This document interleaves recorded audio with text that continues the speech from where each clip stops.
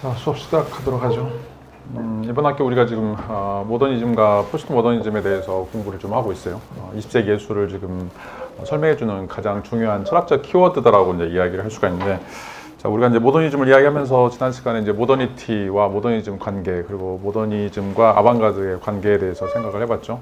자, 이제 모더니티라고 하는 건 이제 근대인들이 살아가고 있는 그 심리적인 구조들, 특별히 이제 새로운 기술, 새로운 혁신, 또 뭐 전쟁이든지 기근이든지 또 여성주의, 뭐 다양한 형태의 이제 새로운 이벤트들이 등장하면서 근대인들이 겪었던 그런 이제 심리적인 고통들, 또 심리적인 어떤 스트레스들, 이런 모든 것들을 다 포함하는 것이다라고 이제 이야기를 할 수가 있어요.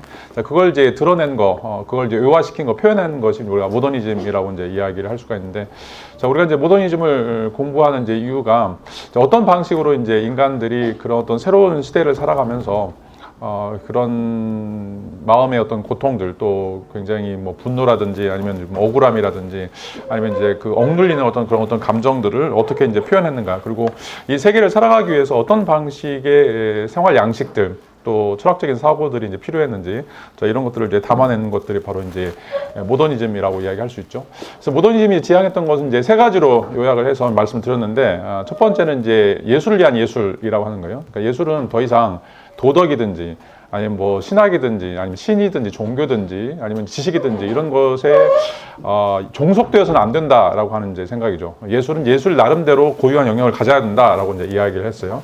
자, 그건 지금까지 이제 예술이라고 하는 것은 항상 그 안에 서사가 들어 있었기 때문에 그 예술 작품을 통해서 뭔가 아름다운 인간을 만들어내는, 또 아름다운 것들을 우리가 감상하는 그런 어떤 보조적인 역할들을 했었죠.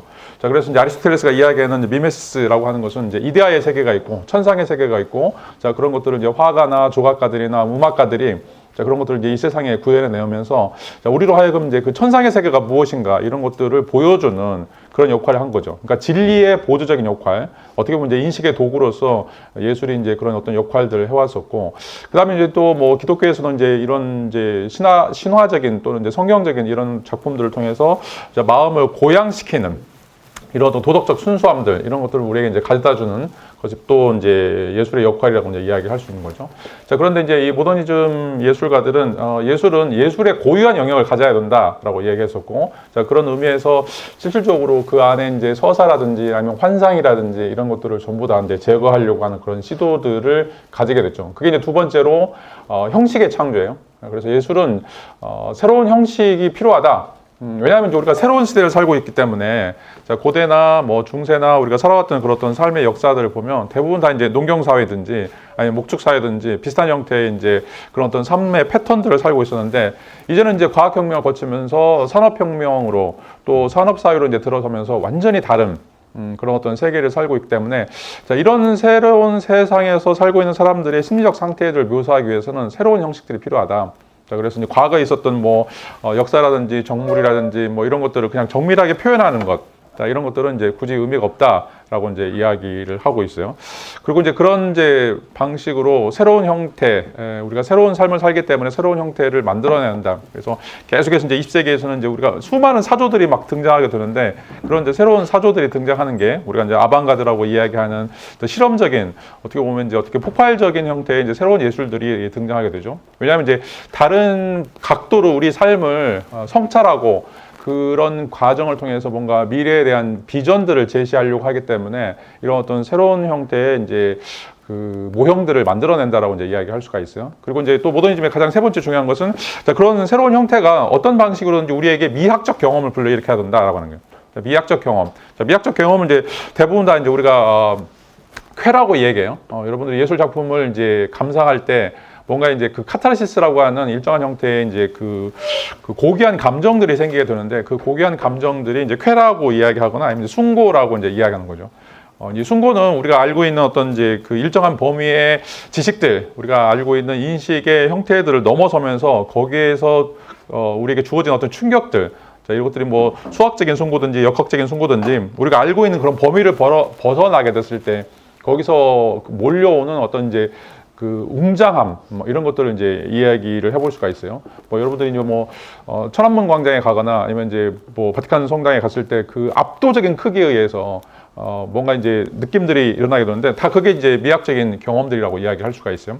자, 그래서 이 새로운 형태의 형식들이 이제 창조가 되고 그것들이 이제 색이나 면이나 구성이나 이런 어떤 구조를 통해서 자, 우리에게 그런 어떤 이제 감정들 이걸 이제 미학적 감정이라고 이야기할 수 있는데 그런 어떤 감정들을 우리에게 불러일으켜주는 이런 것들이 이제 중요하다라고 이야기를 하고 있죠. 자, 이런 의미에서 이제 세 가지 형태들, 그러니까 예술을 위한 예술, 그 다음에 새로운 형식의 창조, 또 이제 그 미학적 이런 어떤 효과들, 이런 것들이 이제 그 모더니즘의 이제 출발점이라고 이제 이야기를 할 수가 있는데, 자, 이제 이 모더니즘이 가지고 있는 이제 철학적인 의미, 철학적인 이제 함의는, 자, 우리가 이제 새로운 형태의 인식들, 새로운 형태의 접근 방식들이 이제 필요하다는 거죠. 그러니까 지금까지 우리가 알고 있었던 방식의 그런 인식 틀, 구조들, 자, 그것들은 어떻게 보면 이제, 한쪽으로는 이제 신을 믿어왔던 종교적인 이런 어떤 관점들이 굉장히 크게 지배했었고, 또 이제 이성이라고 하는 것이 지배했던 그런 어떤 틀들도 굉장히 중요한 역할들을 해왔어요. 그래서 신 중심주의 또는 이제 이성 중심주의. 자, 이런 것들이 이제 실질적으로는 서양 사회를 지배하고 있었던 가장 두 가지 큰 틀이라고 이야기할 수 있죠. 그래서 하나는 이제 헤브라이즘 또는 하나는 이제 그 헬레니즘이라고 이야기하는 것들인데, 자, 이런 것들이 어떻게 보면 이제 인간을 고도화시키는 인간을 굉장히 똑똑하게 만들고 현명하게 만들고 그래서 호모사피엔스로 이제 성장할 수 있는 그런 역할도 했지만 자, 그것 때문에 우리가 볼 수 없는 영역들이 또 생긴다는 거죠. 자, 이게 이제 굉장히 큰 아이러니라고 이제 이야기를 할 수가 있어요. 자, 인간은 우리가 이제 살고 있는 삶의 형태 속에서 우리가 알고 있는 고정적인 것들, 자, 그런 것들이 어느 정도 유효한가? 자, 여기에 대해서 우리가 이제 반기를 들고 그것들을 바꾸려고 하는 그런 어떤 시도가 바로 이제 호모사피엔스가 진화하는 역사라고 이제 이야기할 수가 있어요. 그러니까 철학을 공부하는 이유도 마찬가지예요. 자, 여러분들이 다른 학문들에서는 다 외우고 또 그것들을 적용하고 또 그것들을 이제 사용하는 이제 이런 것들이 기본적인 학문의 틀이지만 철학은 그게 아니에요. 철학은 무조건 선배들이 이야기했던 거, 자기 스승이 이야기했던 걸 반대해요.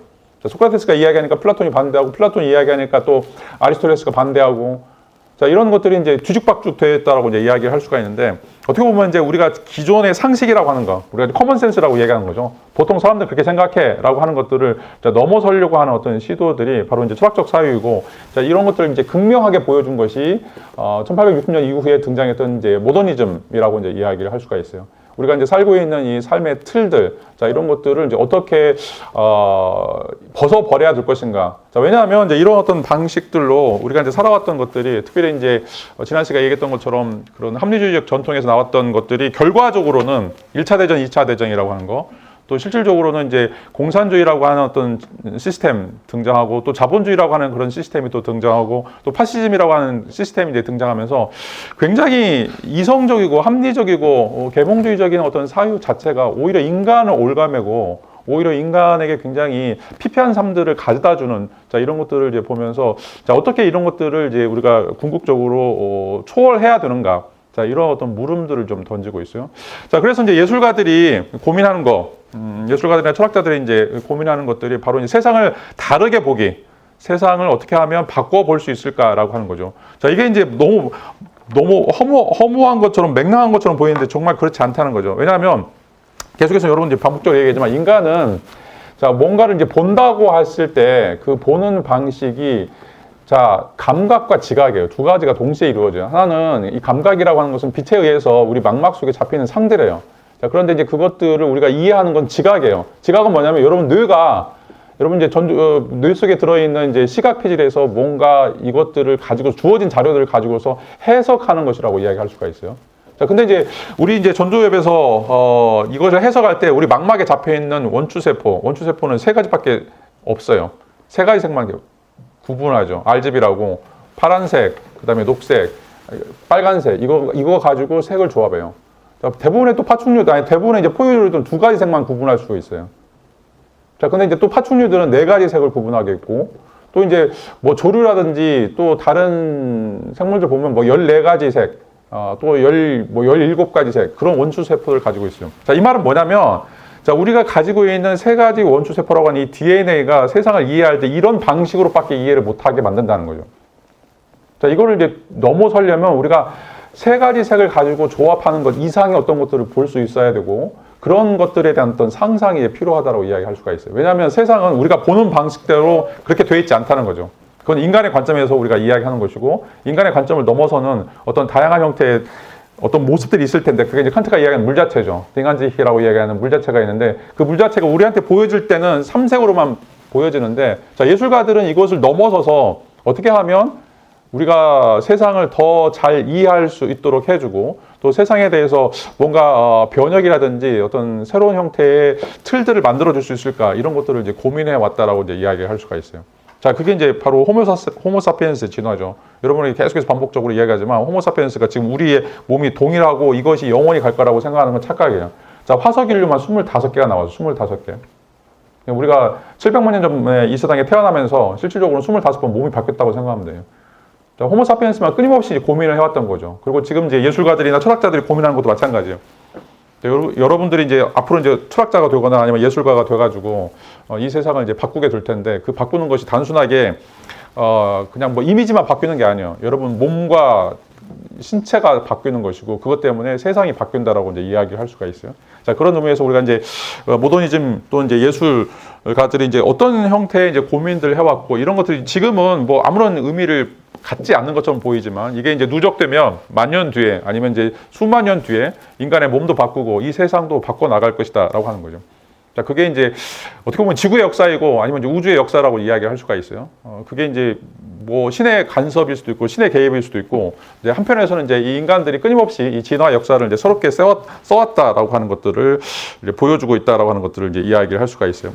자, 그래서 이 모더니즘은 어떻게 보면 이제 우리가 역사를 쓰고 있다, 우리가 세계를 만들어가고 있다라고 하는 거. 자, 이게 이제 굉장히 강력한 이제 드라이브라고 이야기를 할 수가 있어요. 그래서 뭐 우리가 이제 뭐 예술하는 사람들 보면 좀 백치처럼 뭐 바보스럽고 4차원적이고 뭐 굉장히 쓸모없는 그런 사람들처럼 이제 취급하지만 왜냐면 취직도 못하고 뭐 말도 잘 못하는 것 같고 뭐 어리숙하게처럼 보이는데 그런데 이런 사람들이 하는 게 지금 세계 역사를 쓰고 있다는 거예요. 인류 역사를 써가고 있다는 거예요. 앞으로 우리가 이제 100년 뒤에 또 1000년 뒤에 또 1만 년 뒤에 어떻게 삶을 살아야 되는지에 대한 고민들이 바로 이제 이 예술가들이 하는 고민들. 뭐 여러분 이제 주변에 있는 사람들 뭐 우리나라는 좀 이제 교육 시스템이 잘못돼가지고 예술하는 사람들한테 이런 철학적인 훈련을 가르치지 않는데 자, 여러분들이 알고 있는 그런 세계적인 이제 예술가들 보면 대부분 다 철학적인 반열에 있는 사람들이에요. 철학자들보다 훨씬 더 세계에 대한 고민이라든지 아니면 이제 세계에 대한 인식들이 굉장히 풍성한 사람이라고 이제 이야기할 수가 있는데 자, 이런 것들이 어떻게 보면 이제 인간을 어떤 방식들로 우리가 삶을 살아가야 되는지에 대한 어떤 형태들을 우리에게 이제 제시해주고 있다라고 이제 이야기를 할 수가 있어요. 자, 알프레드 바라고 하는 이제 유명한 이제 평론가이자 예술사학자인 사람은 이 사람은 이제 미국의 현대미술관을 이제 계획했던 사람인데 추상예술 발전도라고 하는 이제 이 그림을 여기서 이제 보여주고 있어요. 자, 이제 이 그림을 보면 자, 이제 예술이라고 하는 것이 20세기에 어떤 방식들로 이제 발전하고 있는가라고 하는 거, 그리고 이런 것들이 어떤 방식으로 이제 사람들에게 영향을 미치고 있는가라고 하는 것들을 이제 도식화시켜서 이제 보여주고 있어요. 자, 이게 이제 왜 굉장히 이제 중요하냐면, 이 모더니즘, 이 예술이라고 하는 것이 진보하고 있다라고 해요. 진보하고 있다는 거. 그러니까 이제 20세기 사상 중에 가장 또, 혁명적인 사상이 바로 이제 진보 사상인데, 자, 이게 이제 가장 대표적인 게 바로 유토피아예요. 유토피아.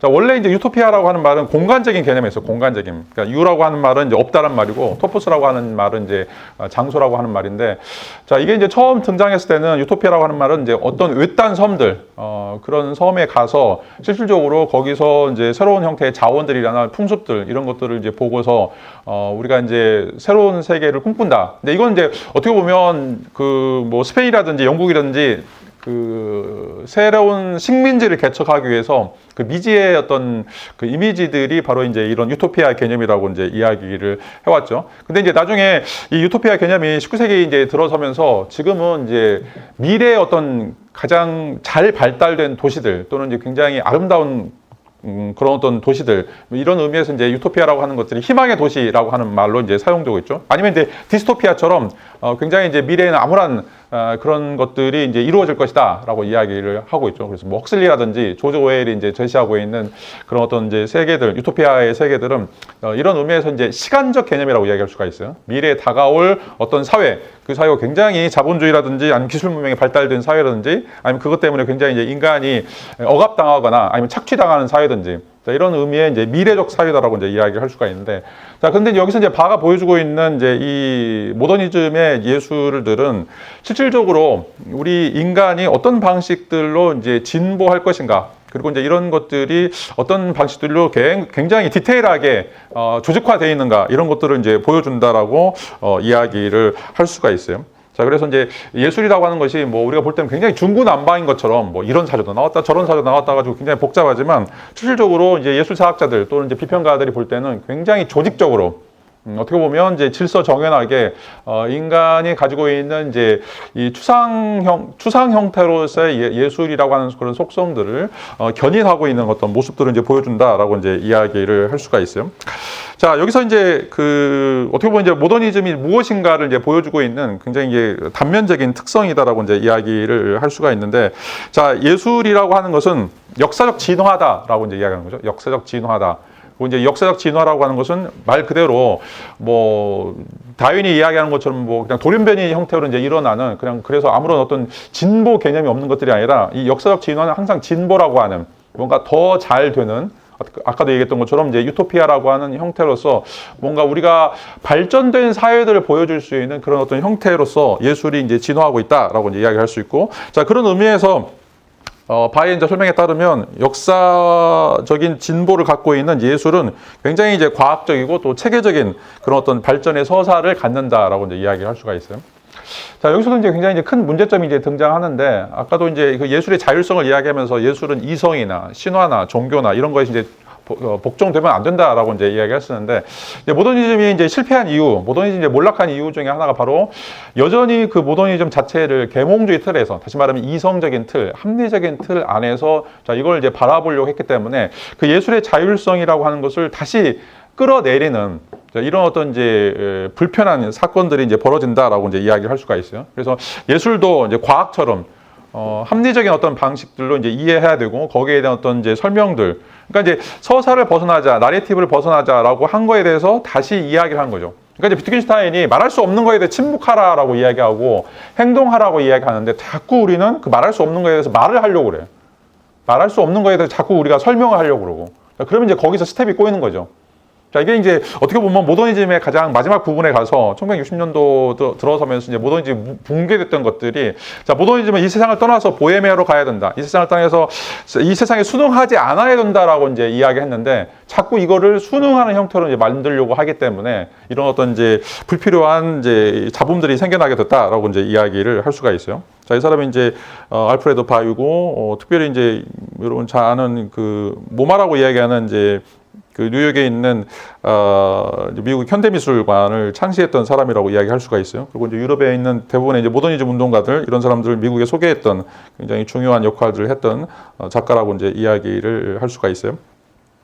자, 이제 바이의 이제 설명에 따르면 실질적으로 이 추상 표현주의 또 전후 예술이라고 하는 것은 이제 미국에서 이제 발생하고 있는 이제 예술들인데, 자, 이런 것들은 이제 세잔이나 로스코, 그다음에 이제 놀랜드 이런 어떤 방식들로 서로 조직화될 수 있다라고 하는 이제 이야기를 하고 있어요. 조직화될 수 있다. 그래서 우리가 이제 볼 때 단순하게 그냥 파편화된 형태의 이제 그런 어떤 작업들이 모더니즘에서 이제 이루어진 것들이 아니라, 자, 이게 역사적으로 연속적이다라고 하는 생각들을 하게 돼요. 그리고 이제 그 안에서 어떤 이제 공통적인 것들, 또 그 안에서 이제 일반적인 어떤 형태의 지식 이론들을 이제 끄집어내려고 하는 거죠. 이게 이제 전형적인 이성주의, 전형적인 합리주의적 방식이다라고 이제 이야기를 할 수가 있어요. 항상 우리는 이제 생각할 때 뭔가 정의 속성이 있어. 다시 말하면 최대 공약수나 최소 공백수가 있어가지고 그걸 가지고서 다양한 것들을 묶으려고 이제 시도하는 것들이죠. 자, 그러게 되면 실질적으로 거기에 속하지 못하는 거, 최대 공약수나 최소 공백수가 안 되는 것들이 있는데 그것들은 다 무시하게 될 수밖에 없어요. 자, 그게 이제 이성주의나 계몽주의가 가지고 있는 한계죠. 자, 보편성, 일반성들을 이제 이야기하면 그 보편적인 거나 일반적인 것에 들어가지 않는 어떤 요소들은 배제가 되는 것들이죠. 이런 의미에서 이제 차이라고 이야기할 수 있는데, 근데 이제 모더니즘이 왜 나왔냐? 근데 계속해서 반복적이지만 자율적인 예술의 자율성을 이야기한 거죠. 다시 말해 어디에도 속하지 않겠다라고 하는 거죠. 예술의 의미라고 하는 것은 어디에도 속하지 않아야만 우리가 이 세상에서 뭔가 이제 빛과 소금의 역할, 또 등대 역할들을 할 수 있다는 거죠. 그러니까 어디에 속해버리면, 자, 이게 좌파에 속하든 우파에 속하든, 어떻게 보면 이제 파시즘에 속하든, 뭐 소련에 속하든, 아니면 이제 뭐 미국의 자본주의에 속하든, 그러면 당파성을 가질 수밖에 없고, 자, 그러면 세계를 뛰어넘을 수가 없어요. 자, 그런데 이제 계속해서 이제 이거를 연구하는 사람들, 이거에 대해서 이제 고민하는 그런 어떤 사람들은 여기서 뭔가 이제 비슷하다. 비슷한 것들이 있기 때문에 그런 어떤 비슷한 것들을 통해서 이걸 하나로 묶으려고 하는 어떤 그런 시도들이다라고 이제 이야기를 할 수가 있어요. 자, 이제 미국에서 등장한 이제 이 롤랜드의 작업도 보면 어떻게 보면 이제 대부분 다 비슷하죠. 추상적이고 선, 면, 뭐 구조 이런 것들을 이제 보여주고 있기 때문에 뭐 이것이 이제 세잔이나 로스코라든지 아니면 추상 표현주의에서 작업하는 것들과 연계돼 있다. 라고 이제 생각하는 거죠. 근데 이제 이 작품들이 우리에게 미학적 효과를 불러 일으켜주고 새로운 형식을 창조했다라고 하는 것들은 잊혀지게 되고, 이것들이 갖고 있는 유사점, 이것들을 우리가 이제 해석하기 위해서 뭔가 공통 분모를 찾으려고 하는 그런 어떤 시도들. 이게 이제 역사적 진보로서의 모더니즘이다라고 이야기를 할 수가 있어요. 자, 그런데 이제 여기에 대해서 비판들이 이제 등장하게 되죠. 자, 이 비판이 바로 이제 포스트 모더니즘의 시작이다라고 이제 이야기를 할 수가 있어요. 다시 말하면 이제 포스트 모더니즘이란 말은 모더니즘 이후 또는 이제 탈 모더니즘이라고 하는 거죠. 포스트가 들어가면 뭔가를 넘어선다라고 하는 이제 이야기를 하게 되는데, 자, 이게 이제 그 가장 이제 중요한 대목이라고 이야기할 수 있는데, 과연 이 예술이라고 하는 것이 그 자기 진보하는 것인가? 그리고 이제 예술에서 보여지고 있는, 특별히 20세기 예술에서 보여지고 있는 이제 근본적인 특성들이 과연 그렇게 이제 보편화될 수 있는 것들인가? 또 그것들이 가지고 있는 일반적인 특징들을 우리가 이제 이해할 수 있는 것들인가라고 하는 이제 이야기를 하고 있어요. 자, 이 이제 크라우스는 특별히 이제 우리가 지난 시간에 얘기했던 그린버그의 이제 직계라고 이제 이야기할 수 있는 비평가이고, 다시 말하면 이제 그 그린버그가 고민했던 그 모더니즘적인 사상들을 다 소화해낸 비평가라고 이제 이야기를 할 수가 있어요. 자, 그러니까 이제 이 철학이라고 하는 게 아까도 얘기했던 것처럼 반드시 스승을 밟고 일어서야 돼요. 살무사처럼 엄마를 죽여야 돼. 그래야 이제 철학이 되는 거죠. 실질적으로 이 철학이라고 하는 것은 뭐 헤겔이 이야기했으니까, 칸트가 얘기했으니까 정말 좋은 말이에요. 그걸 달달달. 그러니까 지금 대한민국이 철학이 망한 이유가 그거예요. 계속 뭔가 암기하려고 하고 그것들을 이제 이해하려고 할 뿐이지 그걸 넘어서지 않아요. 그러니까 여러분들이 이제 뭐 프랑스의 바칼로레라든지 아니면 독일의 이제 그런 대학 입시 시험을 보면 이제 가장 중요한 게 뭐냐면 여러분 자신의 의견들을 쓰는 거예요. 자신의 의견들. 그래서 여러분들에게 이제 주어진 페이퍼들이 있어. 읽어야 될 책들이 있고 그것들을 가지고서 뭐 한 5권 정도 이제 있다라고 하면 거기서 요구하는 건 5권의 책에서 이야기하지 않는 게 뭐냐 이런 거죠. 5권의 책에서 각자 다양한 형태의 이제 이야기를 하고 있는데 그 5권의 책에서 이야기하지 않는 거, 너만이 생각할 때 너의 생각은 무엇인가라고 하는 것들을 묻는 것들이죠. 자, 그게 바로 이제 철학이자 예술이에요. 예술이라고 하는 것은 아까 얘기했던 것처럼 새로운 형식들을 창조하는 건데 철학도 마찬가지예요. 자, 이게 이제 뭔가 이제 뭐 좋은 것도 있을 수 있고 나쁜 것도 있을 수 있는데, 자, 끊임없이 철학은 표절하지 않는 거죠. 남의 생각들을 가지고서 거기에서 자기가 좌충우돌하면서 자기만의 생각들, 단 한 줄이라도, 단 하나의 패러그래프라도 자기 생각들을 끄집어낼 수 있다라면 그게 이제 진정한 형태의 새로운 형식이라고 이야기할 수 있고, 어떻게 보면 이제 그게 학문적 성과라고 이제 이야기할 수가 있어요. 그냥 남의 거 베끼고 남의 거 이해하고 거기서 끝나버린다 그러면 여러분 그냥 노예예요. 학문적 노예. 그러니까 우리나라가 지금까지 어떻게 보면 노벨상이 나오지 않는 이유도 마찬가지예요. 노벨상에 뭐 우리가 문학상만 2가지가 나오는데 왜 이제 다른 분야에서 나오지 않는가? 여전히 우리는 학문적 식민지예요. 다 그냥 사다가 수입해다가 외국 유학 가서 거기서 공부하고 그걸로 이제 만족해버린 거죠. 그것들을 가지고서 우리가 새로운 창조들을 하지 못하는 거죠. 자, 근데 이제 이 크라우스는 실질적으로 이제 다양한 형태의 예술적인 것들을 이렇게 하나의 그 일반성, 보편적인 이런 어떤 방식들로 이제 이어가는 것들이 과연 이제 타당한가? 이것들이 이제 과연 이제 우수한 이론이라고 이야기할 수 있을 것인가라고 이제 이야기를 하고 있고, 이것들을 벗어나려고 이제 시도한다라고 이야기를 할 수가 있어요. 자, 이제 이 크라우스는 실질적으로 이제 여러분들 1970년도에 이제 등장하고 있는 이제 프랑스 사상가들, 프랑스 철학자들, 뭐 예를 들어서 이제 푸코라든지 데리라든지 라캉 이런 사람들 이제 이론들을 이제 끌어오면서 실질적으로 이제 미국이 주도하고 있었던 그 모더니즘 운동에 대해서 이제 비판적인 새로운 시각들을 이제 보여주고 있는 것들이죠. 자, 이게 이제 굉장히 이제 중요한데, 자, 이제 푸코의 책을 읽어보면 푸코의 책이 실질적으로는 굉장히 이제 불온해요. 불온하다라고 이야기하는 것은 사람들이 많이 이야기하지 않는 주제들이에요.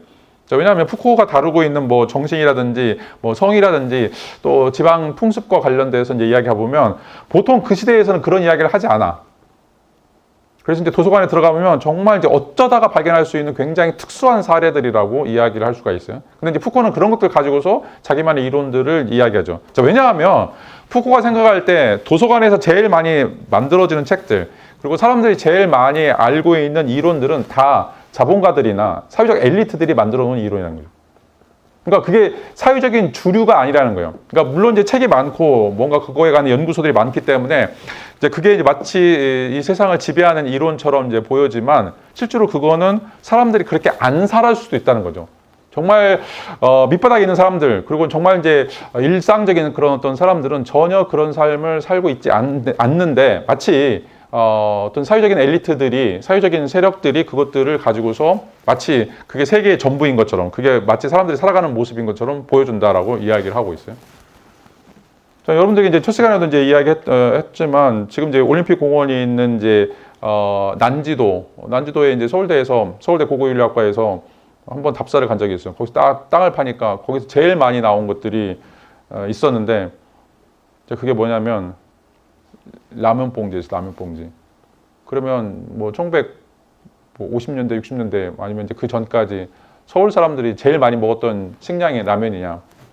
그건 아니죠. 근데 우리는 제일 많이 증거가 나오니까, 라면 봉지가 제일 많이 증거가 나오니까 그게 라면 봉지가 실질적으로는 서울 사람들의 주식이라고 생각하기 마련이죠. 굉장히 과학적이에요. 굉장히 증거 위주의 사고다라고 이야기할 수 있죠. 근데 틀린 거죠. 푸코가 이제 제기하는 이론이 바로 그런 것들이에요. 자, 우리가 메인이라고 생각했던 거, 보편적이라고 생각했던 거, 일반적인 것이라고 했던 것들이 틀릴 수 있다라고 하는 것들이죠.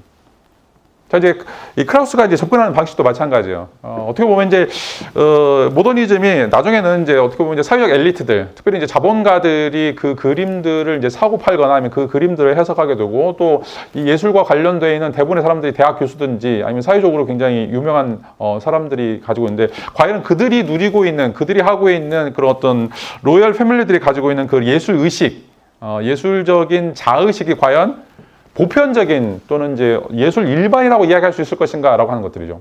그러니까 걔네들이 보편적이라고 이야기하는 거, 걔네들이 일반적이라고 이야기하는 것들이 얼마나 깡패 같은 것들이고 얼마나 이제 굉장히 그 특수한 것일 수도 있다라고 하는 생각들을 하게 되죠. 자, 이런 의미에서 실질적으로 크라우스는 이제 비판적으로 모더니즘을 우리가 받아들일 필요가 있고, 그다음에 이제 모더니즘을 벗어나서 새로운 형태의 시각들, 예술에 대한 어떤 새로운 형태의 이제 시각들이 필요하다라고 이제 이야기를 하고 있어요.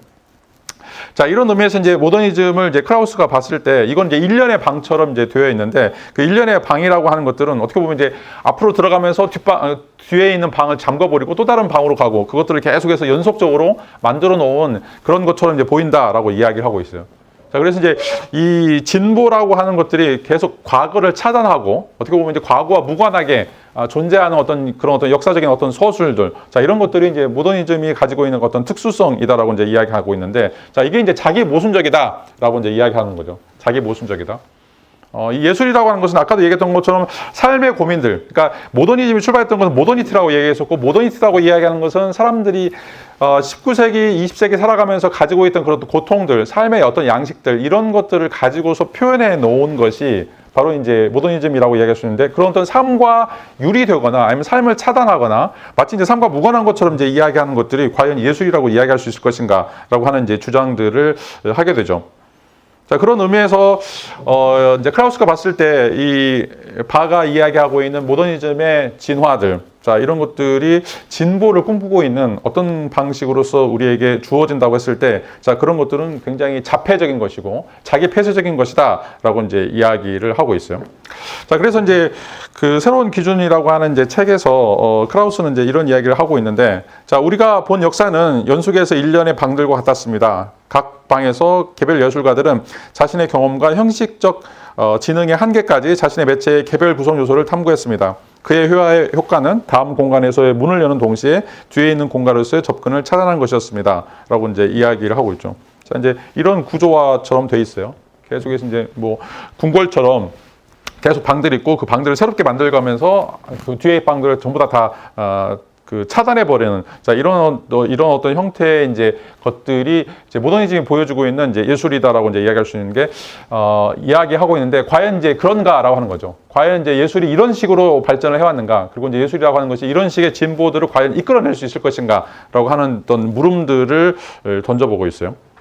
자, 이제 우리가 예술이라고 하는 것들을 어떻게 보면 이제 실질적으로는 초엘리트들, 여러분들이 뭐 서울에 가서 이제 박물관이라든지 아니면 이제 예술과 관련된 것들을 이제 관람하려면 굉장히 이제 돈이 많이 들어가고, 뭐 콘서트도 마찬가지 몇십만 원씩 줘야 되고, 뭐 파리에 가서 루브르에 가서 뭔가 이제 관람하려고 그러면 거기도 이제 돈이 들어가고. 자, 그런 의미에서 실질적으로 이제 사회적으로 뭐 성공한 사람들 아니면 이제 사회적 엘리트들만 누릴 수 있는 그런 어떤 이제 특성들이 이제 굉장히 강하다라고 이야기할 수 있고, 자, 그들만의 어떤 담론들, 자, 이런 것들이 이 세상을 지배하는 이제 어떤 혁신적인 예술 이론이다라고 이제 이야기를 할 수가 있는데, 자, 이런 의미에서 이 모더니즘이 자꾸 저런 식의 세상과 자기를 차단하고 또 유리시키고, 그래서 다른 방으로 넘어가고, 그래서 다른 사람 또 못 들어오게 하고 다시 또 새로운 방을 만들어서 또 그렇게 이제 이어가는, 자, 이런 것들이 이제 실질적으로 예술의 진보인 것처럼 또 예술의 가장 중요한 특성인 것처럼 이제 이야기를 하고 있는데, 자, 우리가 이제 이런 것들을 그 안에서만 이제 바라보면 절대로 이제 이해할 수 없다라고 이제 이야기를 하고 있어요. 그래서 이제 어떻게 하면 우리가 이것들을 벗어날 수 있을까라고 하는 것들이고, 그런 것들을 우리가 이제 이해하기 위해서는 실질적으로 지금 그린버그가 쓰고 있는 이제 무엇이 예술이고 무엇이 kitsch이고 또 무엇을 이제 어떤 방식들로 이제 이해해야 되는지에 대해서 좀 더 한 번 더 성찰해 볼 필요가 있다. 그러니까 우리에게 이제 진리처럼 주어져 있는 것들, 자, 이런 것들을 우리가 이제 벗어날 필요가 있다라고 이제 이야기를 할 수 있죠. 우리가 지난 시간에 그린버그 아방가드와 이제 키치 이야기하면서 아방가드라고 하는 것은 이제 끊임없이 새로운 형식을 추구하는 것들이고, 그건 이제 추상으로 이제 가야 된다라고 이제 이야기했었고, 그 추상으로 가기 위해서 이제 세계와 단절된 것들, 세상을 완전히 무시하고 그걸 이제 떠나야 된다라고 이제 이야기했고, 자, 그런 의미에서 이제 한 세 가지 정도 키치와 관련된 것들 이야기했었죠. 그래서 이제 전통 예술이라고 하는 뭐 역사화라든지 아니면 누드화라든지, 자, 이런 것들을 전부 다 제거해 버려야 되고, 또 대중 예술로서의 가지고 있는 그런 어떤 특성들, 사람들에게 어떤 기쁨이라든지 아니면 이제 뭐 슬픔들을 표현할 수 있는 이런 것들을 이제 전부 다 또 벗어나야 된다라고 이제 이야기했었는데, 과연 이제 이런 식의 예술이 진정한 예술이라고 이제 이야기할 수 있을 것인가라고 하는 것들이고, 그런 것들의 어떤 형식적인 측면들을 우리가 이제 벗어날 필요가 있다라고 이제 이야기를 하고 있어요. 자, 그 특징 중에 이제 가장 중요한 게 바로 역사라고 하는 것은 절대로 보편적인 거나 일반적일 수 없다라고 하는 거죠. 역사는 이제 상대적이다라고 하는 거예요. 자, 포스트 모더니즘의 가장 근본적인 키워드 중에 하나가 바로 역사의 상대성이에요. 그리고 이제 동시에 또 이제 현재의 유치성이에요. 그러니까 다시 말하면 여기 지금이라고 하는 게 굉장히 중요한 거죠. 그리고 여기 지금이라고 하는 것이 다른 사람들, 다른 세계와 절대로 동일하지 않는다라고 하는 거예요.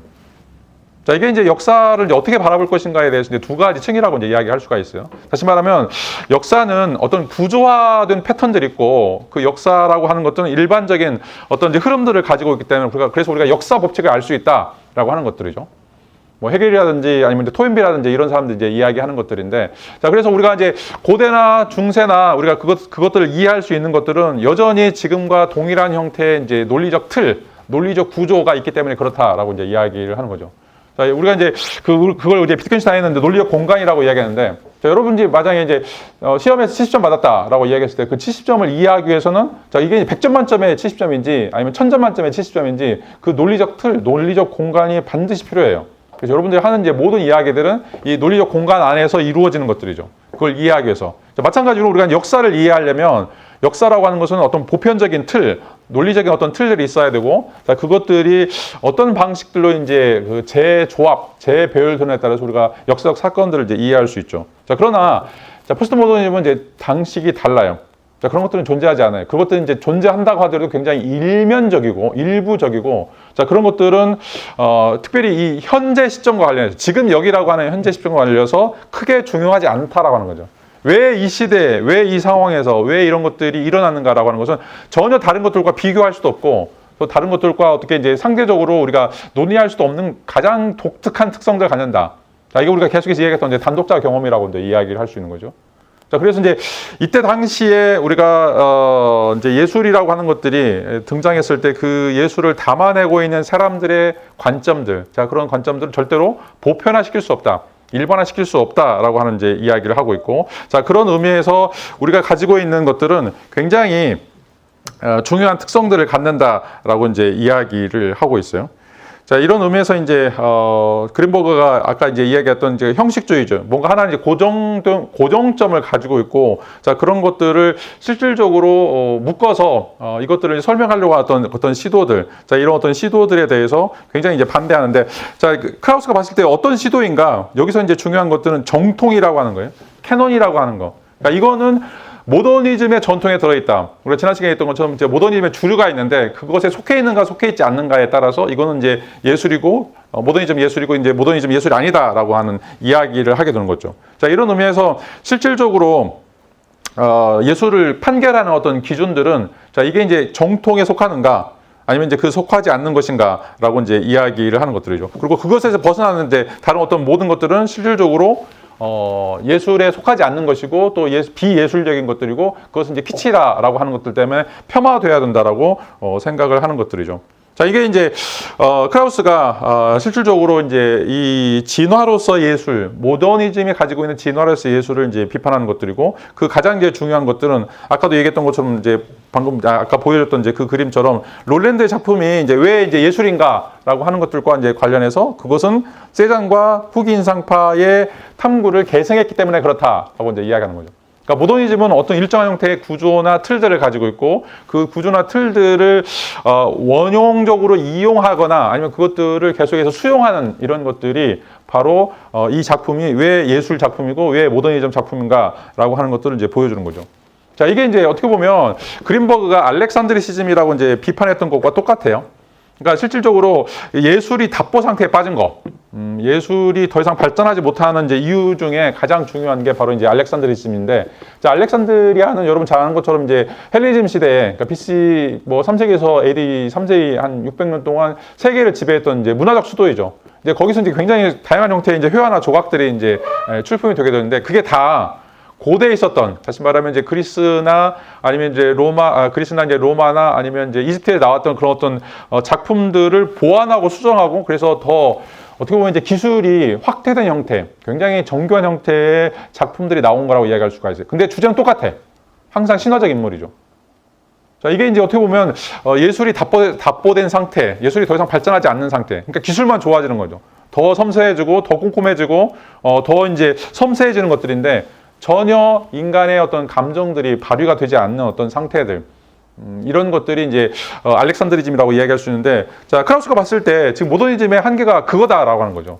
실질적으로 이 전통적인 서사들을 부정하고 어떻게 보면 원근법도 부정하고 이제 추상의 형태로 갔는데, 자, 거기서 더 이상 발전이 이루어지지 않는, 어떻게 보면 이제 그 맥락에서 끝나버린 이런 것들, 그리고 그것이 객관적인 진리이고 어떻게 보면 이제 표준이고 모범이다라고 생각하는 이런 것들이 어떻게 보면 이제 실질적으로 잘못된 형태의 예술 개념들을 만들어내게 된다라고 이제 이야기를 할 수가 있어요.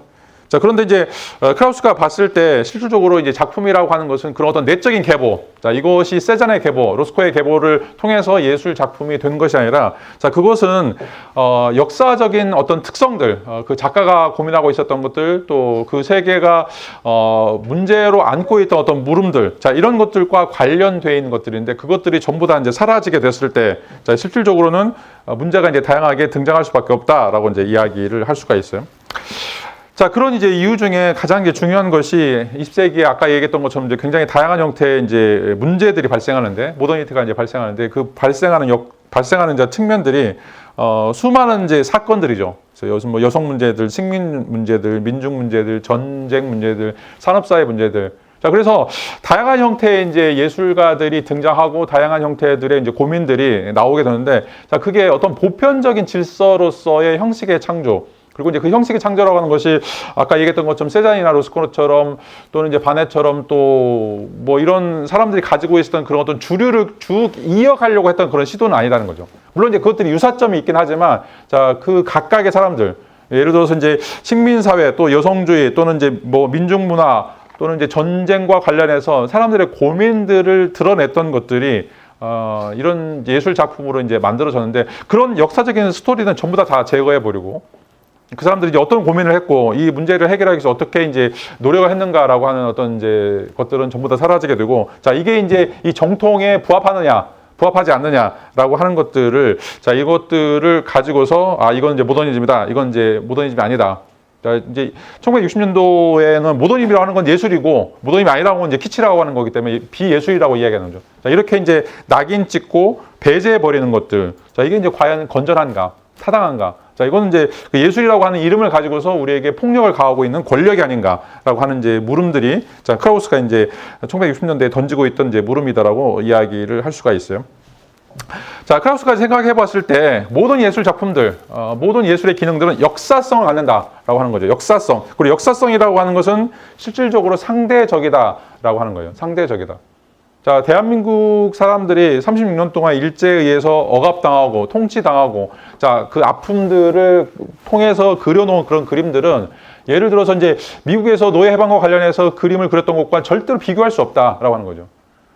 또 아프리카 한 지역에서 가지고 있는 그 여성들의 처절한 그런 어떤 슬픔들, 그런 어떤 고통들은 뭐 필리핀에 있는 여성들이나 또 미국에 있는 여성들과 동일하게 간주될 수 없다라고 하는 거죠. 그 사회가 가지고 있는 그런 슬픔, 아픔, 그 전쟁의 어떤 상처들, 자, 이런 것들은 각 지역마다, 각 시간대마다 고유한 어떤 경험들이기 때문에 그 고유한 경험들을 보편적인 개념으로, 보편적인 어떤 용어들로 대체할 수 없다라고 이제 이야기를 할 수가 있어요. 자, 이것들이 이제 역사라고 하는 것은 절대로 객관적으로 주어지지 않고, 예를 들어서 신의 섭리라든지 운명이라든지, 자, 이런 것들은 이제 주어지지 않고 실제적으로 계속해서 새로운 형태의 시점적인 구성들, 다양한 형태의 이제 새로운 형태의 인식들, 자, 이런 것들이 작품으로서 이제 등장하는 것이다라고 이제 이야기를 할 수가 있어요. 이건 이제 뭐 벨라스케스가 이제 그려놓은 그림인데, 라스베니나스라고 하는 이제 그림인데, 여기서는 이제 시점의 다양성 또는 이제 역사 인식의 불확정성이다라고 하는 것들을 이제 이야기를 하고 있어요. 자, 이제 화가가 그림을 그리고 있는데 그것들이 이제 거울에 비춰가지고 그 거울에서 어떤 이제 또 다른 형태의 시점들이 생기는 것들이죠. 또 그거를 바라보고 있는 사람들에 의해서 또다시 이제 다른 형태의 이제 시점들이 계속해서 이제 만들어져 가고 있는 것들인데, 자, 이거는 이제 예술 작품이라고 하는 것은 다양한 시점들을 만들어낸다. 어떤 고정된 시점들, 아니면 이제 고정된 진리들, 이런 것들은 이제 존재하지 않고, 이 진리라고 하는 것은 다양한 형태의 시점들에 의해서 만들어진 하나의 결과물이다라고 하는 거예요. 그래서 여기서 이제 등장한 게 바로 이제 탈진리로, 이제 탈진리. 진리는 존재하지 않는다. 진리는 영속적으로 존재하는 것들이 아니라, 자, 시점에 불과하다라고 하는 거죠. 내가 어느 시점에서 볼 것인가, 내가 어느 입장에서 볼 것인가라고 하는 것들이 고정된 시점으로서 진리라고 하는 이론들을 이제 제거해 버린다라고 이제 이야기를 할 수가 있어요. 자, 우리는 항상 절대 공간, 절대 시간이라고 하는 이제 개념들을 가지고 있기 때문에 나와 다른 사람들이 보고 있는 것들 중에서도 거기서 뭔가 객관적인 것이 있다라고 생각하고 있고, 그 객관적인 것들이 진리라고 생각하는 거죠. 자, 이건 이제 우리가 형이사학적 실제론이라고 얘기해요. 형이사학적 실제론. 이건 이제 천사의 관점, 신의 관점이라고 이제 이야기할 수 있는 거죠. 신처럼 모든 것들을 전부 다 동시에 볼 수 있고, 천사처럼 모든 것들을 전부 다 알 수 있는. 그래서 이제 신의 특성이 전지전능하죠. 모든 것 다 알 수 있다. 근데 인간은 절대로 그럴 수 없다는 거죠. 인간은 항상 상대적인 시점을 갖는 거죠. 나는 나만의 시점을 갖는 거고, 너는 너만의 시점을 갖는 거죠. 자, 그래서 우리가 여기도 남학생, 여학생들 있지만, 남자들은 절대 여자들 몰라요. 여자들도 절대 남자 모르고. 그래서 화성인과 목성인 거예요. 똑같은 신체 조건을 갖고 있지 않기 때문에 우리가 바라보는 거, 호르몬이 다르기 때문에 인식하는 것들이 다르죠.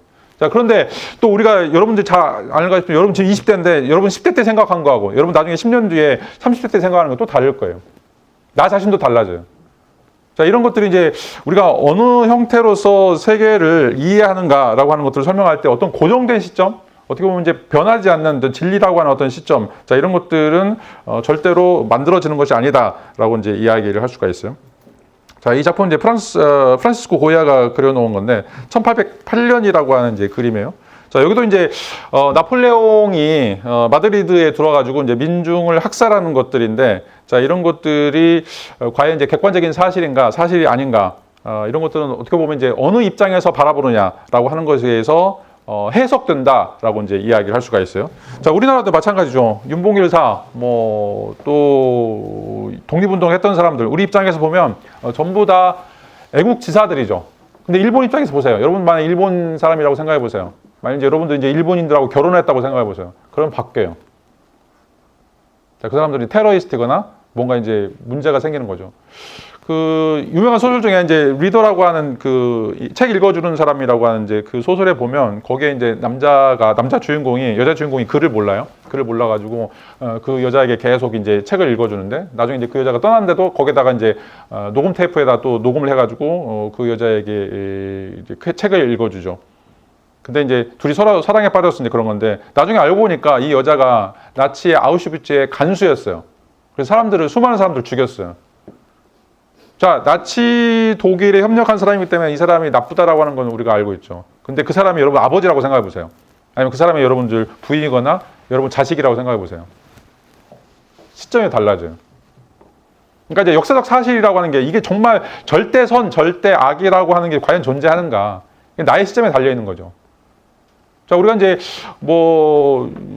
베트남에 가가지고 사람들을 학대하거나 아니면 이제 학살하는 그런 어떤 사건들이 있었는데 여러분들이 지금 밖에서 보면 그 사람은 욕하죠. 우리가 이제 아무리 전쟁시라고 하더라도 평화적으로 전쟁해야 되고 그렇게 민간인을 학살해서는 안 된다. 근데 여러분들 만약에 그 전투에서 직접 참여하고 있는 군인이라고 생각해보세요. 여러분 동료들이 죽어나가고 있어요. 여러분 어떻게 할까요? 더 악랄해지죠. 그러니까 크라우스가 지금 이야기하고 있는 것은 역사라고 하는 건 기록이 아니다. 역사라고 하는 건 해석이다라고 하는 거예요. 어느 입장에서 어떤 방식으로 우리가 해석할 것인가. 그건 나의 당파성에 달려있다. 내가 남자냐 여자냐? 내가 지금 1960년대 살고 있냐? 2000년대 살고 있냐? 내가 지금 북한에 살고 있냐? 한국에 살고 있냐? 이런 어떤 모든 것들이 다 해석의 기점이다라고 이야기를 할 수가 있어요. 자, 그리고 이제 이 파블로 피카소의 이제 게르니카, 이것도 1937년에 나온 것인데, 어떻게 보면 이제 이 역사적인 것이라고 하는 것들도 실질적으로는 절대적 진리를 우리가 파악할 수 없다. 역사적 진리라고 하는 것은 굉장히 이제 파편화된 형태다라고 하는 이야기를 하고 있어요. 이 그림이 이제 상징적으로 보여주고 있죠. 전체를 이제 보여주는 것들이 아니라 어떻게 보면 이제 다양한 어떤 부분들을 모아가지고 자, 이렇게 저렇게 이제 꾸며놓은 것이다라고 이제 이야기를 할 수가 있는데 자, 이런 의미에서 우리가 역사를 안다고 했을 때 또 역사적 진리를 안다고 해서 우리가 얼마나 알 수 있는가라고 하는 것들이죠. 그리고 우리가 가지고 있는 그런 기억력이라고 하는 것들도 굉장히 그 왜곡되거나 아니면 편파적일 수밖에 없다라고 하는 거예요. 왜냐하면 바뀌니까. 우리나라는 이제 5.18이라든지 아니면 이제 민주화 운동들과 관련해서 양대 진영으로 나누는데 서로 다 진술들이 다 달라요. 5.18이 이제 어떤 사람들은 민주화 운동이라고 하고 또 어떤 사람들은 북한이 내려와가지고 선전선동했다고 그러고 자, 왜 그렇게 다르게 될 것인가라고 하는 것들이죠. 자, 이게 이제 실질적으로는 파편화된 경험이기 때문에 내가 신이 아니기 때문에 천사가 아니기 때문에 그 시점에서 처음부터 끝까지 내가 다 그것들을 헤아릴 수도 없는 것이고 그걸 이해할 수 있는 그런 어떤 깊이도 지식의 폭도 없는 것들. 그럼 내가 갖고 있는 건 다 파편적인 거예요. 부분적인 것들이고 내가 아무리 안다라고 이제 하더라도 자, 이런 의미에서 이제 절대적 진리는 절대 인간에게 주어지지 않는다라고 하는 거죠. 그래서 이제 탈진리 이론 이란이고 그런 의미에서 이제 이 담론만 우리에게 주어지는 거죠. 담론, 디스코스라고 이제 이야기하는 이야기만 주어지는 거예요. 그런데 그 이야기도 사회에서 허용되는 이야기가 있어요. 그러니까 담론이 이제 중요한 건 항상 정치적 맥락과 관련되죠. 여러분들이 좌파에 속해 있으면 다 좌파 얘기만 해요. 우파에 속해 있으면 다 우파 얘기만 해요. 어느 누구도 이제 이 두 가지를 넘나들 수 없어요. 왜냐하면 이제 완전히 다르기 때문에 파편화된 게 되기 때문에. 자, 이런 의미에서 이제 이 역사라고 하는 거, 진리라고 하는 것들은 절대로 재현될 수 없다. 그러니까 미메시처럼 뭔가 정확하게 카메라 찍는 것처럼 전부 다 이것들을 우리가 찍어낼 수 없고 단지 우리는 이제 해석일 뿐이다라고 해요. 내가 어떤 당파성을 가지고 있느냐, 내가 어떤 이제 의미의 삶을 살아왔는가라고 하는 거에 의해서 이것들이 이제 결정된다라고 이제 이야기를 할 수가 있어요. 이 작품은 리히터의 이제 10월 18일이라고 하는 이제 작품인데, 여기서는 이제 그 독일 적군파에서 이제 사망 사건들이 이제 일어난 것들인데, 그것들을 이제 보여주고 있는 이제 사진들이에요. 근데 이제 거기에 이제 죽었던 적군파들, 그러니까 테러리스트인데, 이런 사람들이 이제 죽으면서 남겼던 어떤 모습들, 죽어가는 어떤 모습들 이런 것들을 이제 사진으로 만들어 왔는데 자, 그 사진들이 희미해요. 희미해. 이게 이제 굉장히 중요해요. 왜냐하면 이제 우리가 뭔가를 안다, 기억한다라고 이제 이야기할 때 그것들이 분명한 선을 갖고 있지 않다는 거죠. 여전히 그 안에는 왜곡될 수 있고 실질적으로는 다양한 형태의 이제 보더라인들이 등장하기 때문에 이게 진리야 아니야, 이게 정말 사실이 아니야라고 하는 것들이 우리에게 딱 선명하게 빨주노초 반환부 선명하게 드러나 있지 않다라고 하는 거죠. 자, 이게 이제 실질적으로 우리가 가지고 있는 기억의 본질이라고 이야기할 수가 있어요. 우리 기억은 계속해서 바뀐다는 거죠. 자, 1 더하기 1은 2다. 지구는 둥글다라고 하는 것처럼 확정된 기억은 여러분 존재하지 않아요. 여러분 기억이라고 하는데 얼마든지 조작될 수가 있어요. 공각기동대 보면 이제 거기에 이제 기계인간들이 등장하는데 자기 뇌가 다른 이제 인형사라고 하는 이제 그 네트워크의 바이러스에 의해서 다 감염이 되죠. 그래서 자기는 이제 딸도 없는데 딸이 있다고 생각하고 자기는 이제 뭔가 꽃을 사갖고 있다고 생각하는데 꽃도 없어요. 얼마든지 우리의 기억은 조작될 수밖에 없다라고 이제 이야기를 하고 있는 거죠.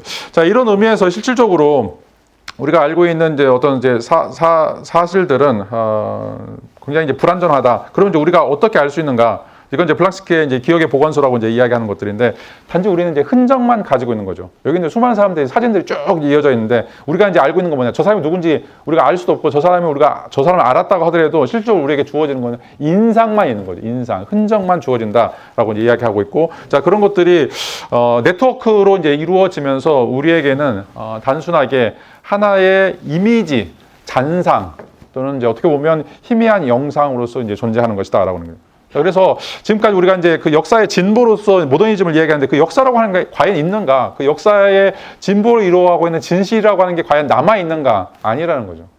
이건 굉장히 희미한 것이고 언제든지 바뀔 수 있는 것이고 얼마든지 왜곡될 수 있는 것이기 때문에 그걸 역사라고 이야기하는 그런 순간 우리는 여전히 상대주의에 빠질 수밖에 없고 어떻게 보면 이제 우리가 정말 이제 알 수 있는 건 지금 현재라고 하는 것들밖에 우리가 알 수 없다라고 이제 이야기를 하고 있죠. 자, 잠시 한 10분간 쉬었다가 다시 이어서 수업을 드리도록 하겠습니다.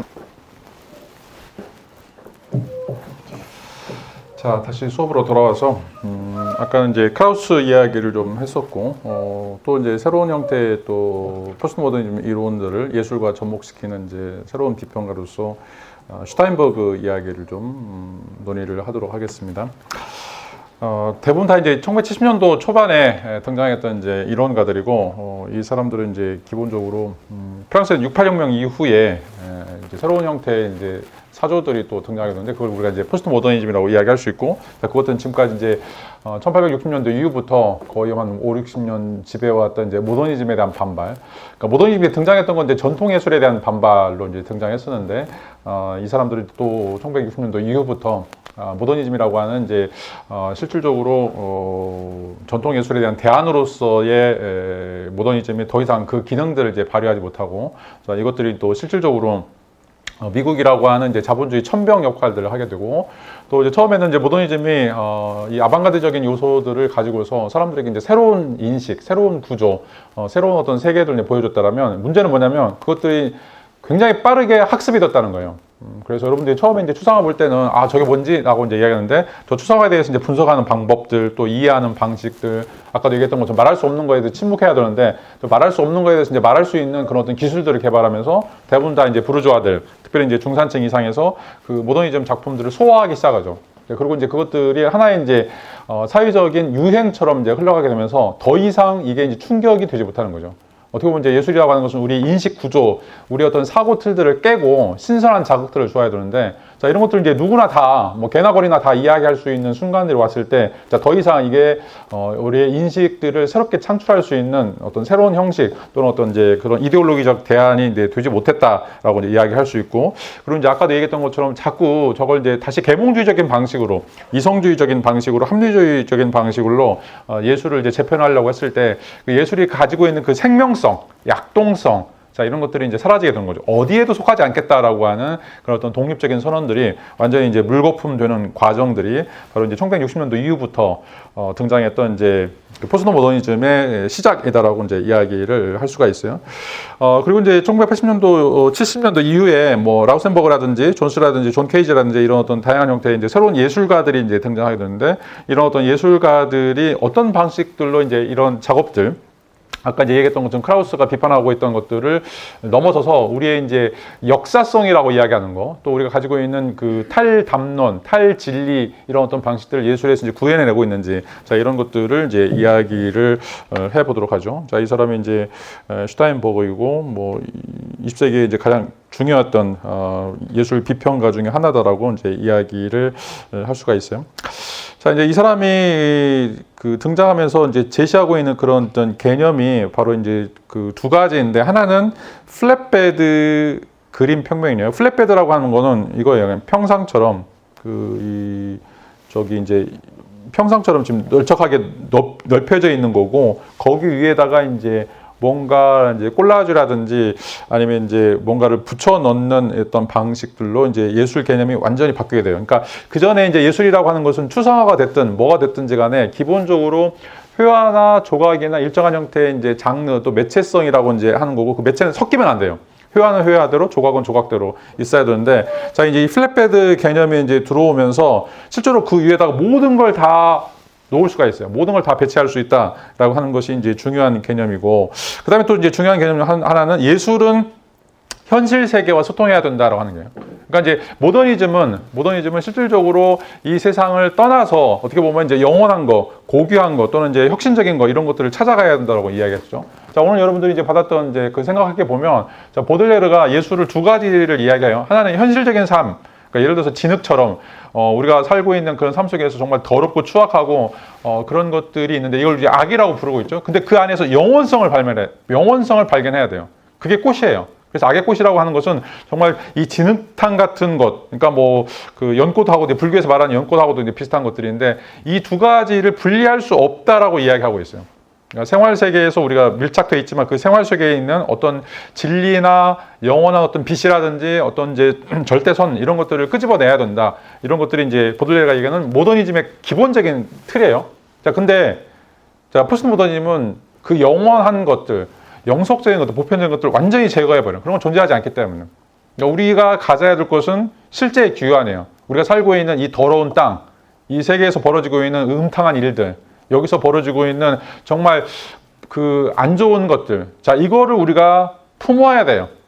그리고 그것 속에서 뭔가 선이든지 아니면 이제 뭔가 천상의 어떤 복들, 꽃을 발견할 수가 없어요. 그런 건 존재하지 않아요. 원래가 존재하지 않아요.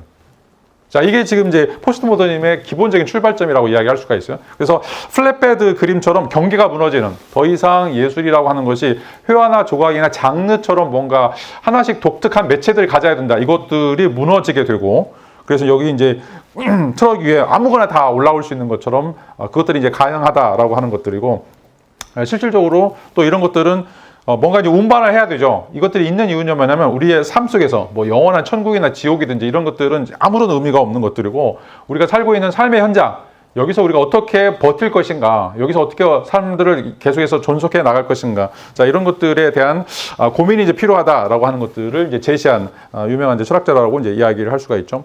자, 어떻게 보면 이제 그 슈타인버그는 포스트 모더니 개념을 이제 예술에 이제 적용했던 이제 그런 어떤 비평가다라고 이제 이야기를 할 수가 있는데, 자, 이제 모더니즘이 굉장히 고유한 것이고 독특한 것이고, 어떻게 보면 이제 자율성을 이야기하기 때문에 가장 새로운 형식들을 이제 만들어냈다라고 이제 이야기를 하고 있는데, 여기에 대해서 이제 슈타인버그는 이제 반대를 하고 있어요.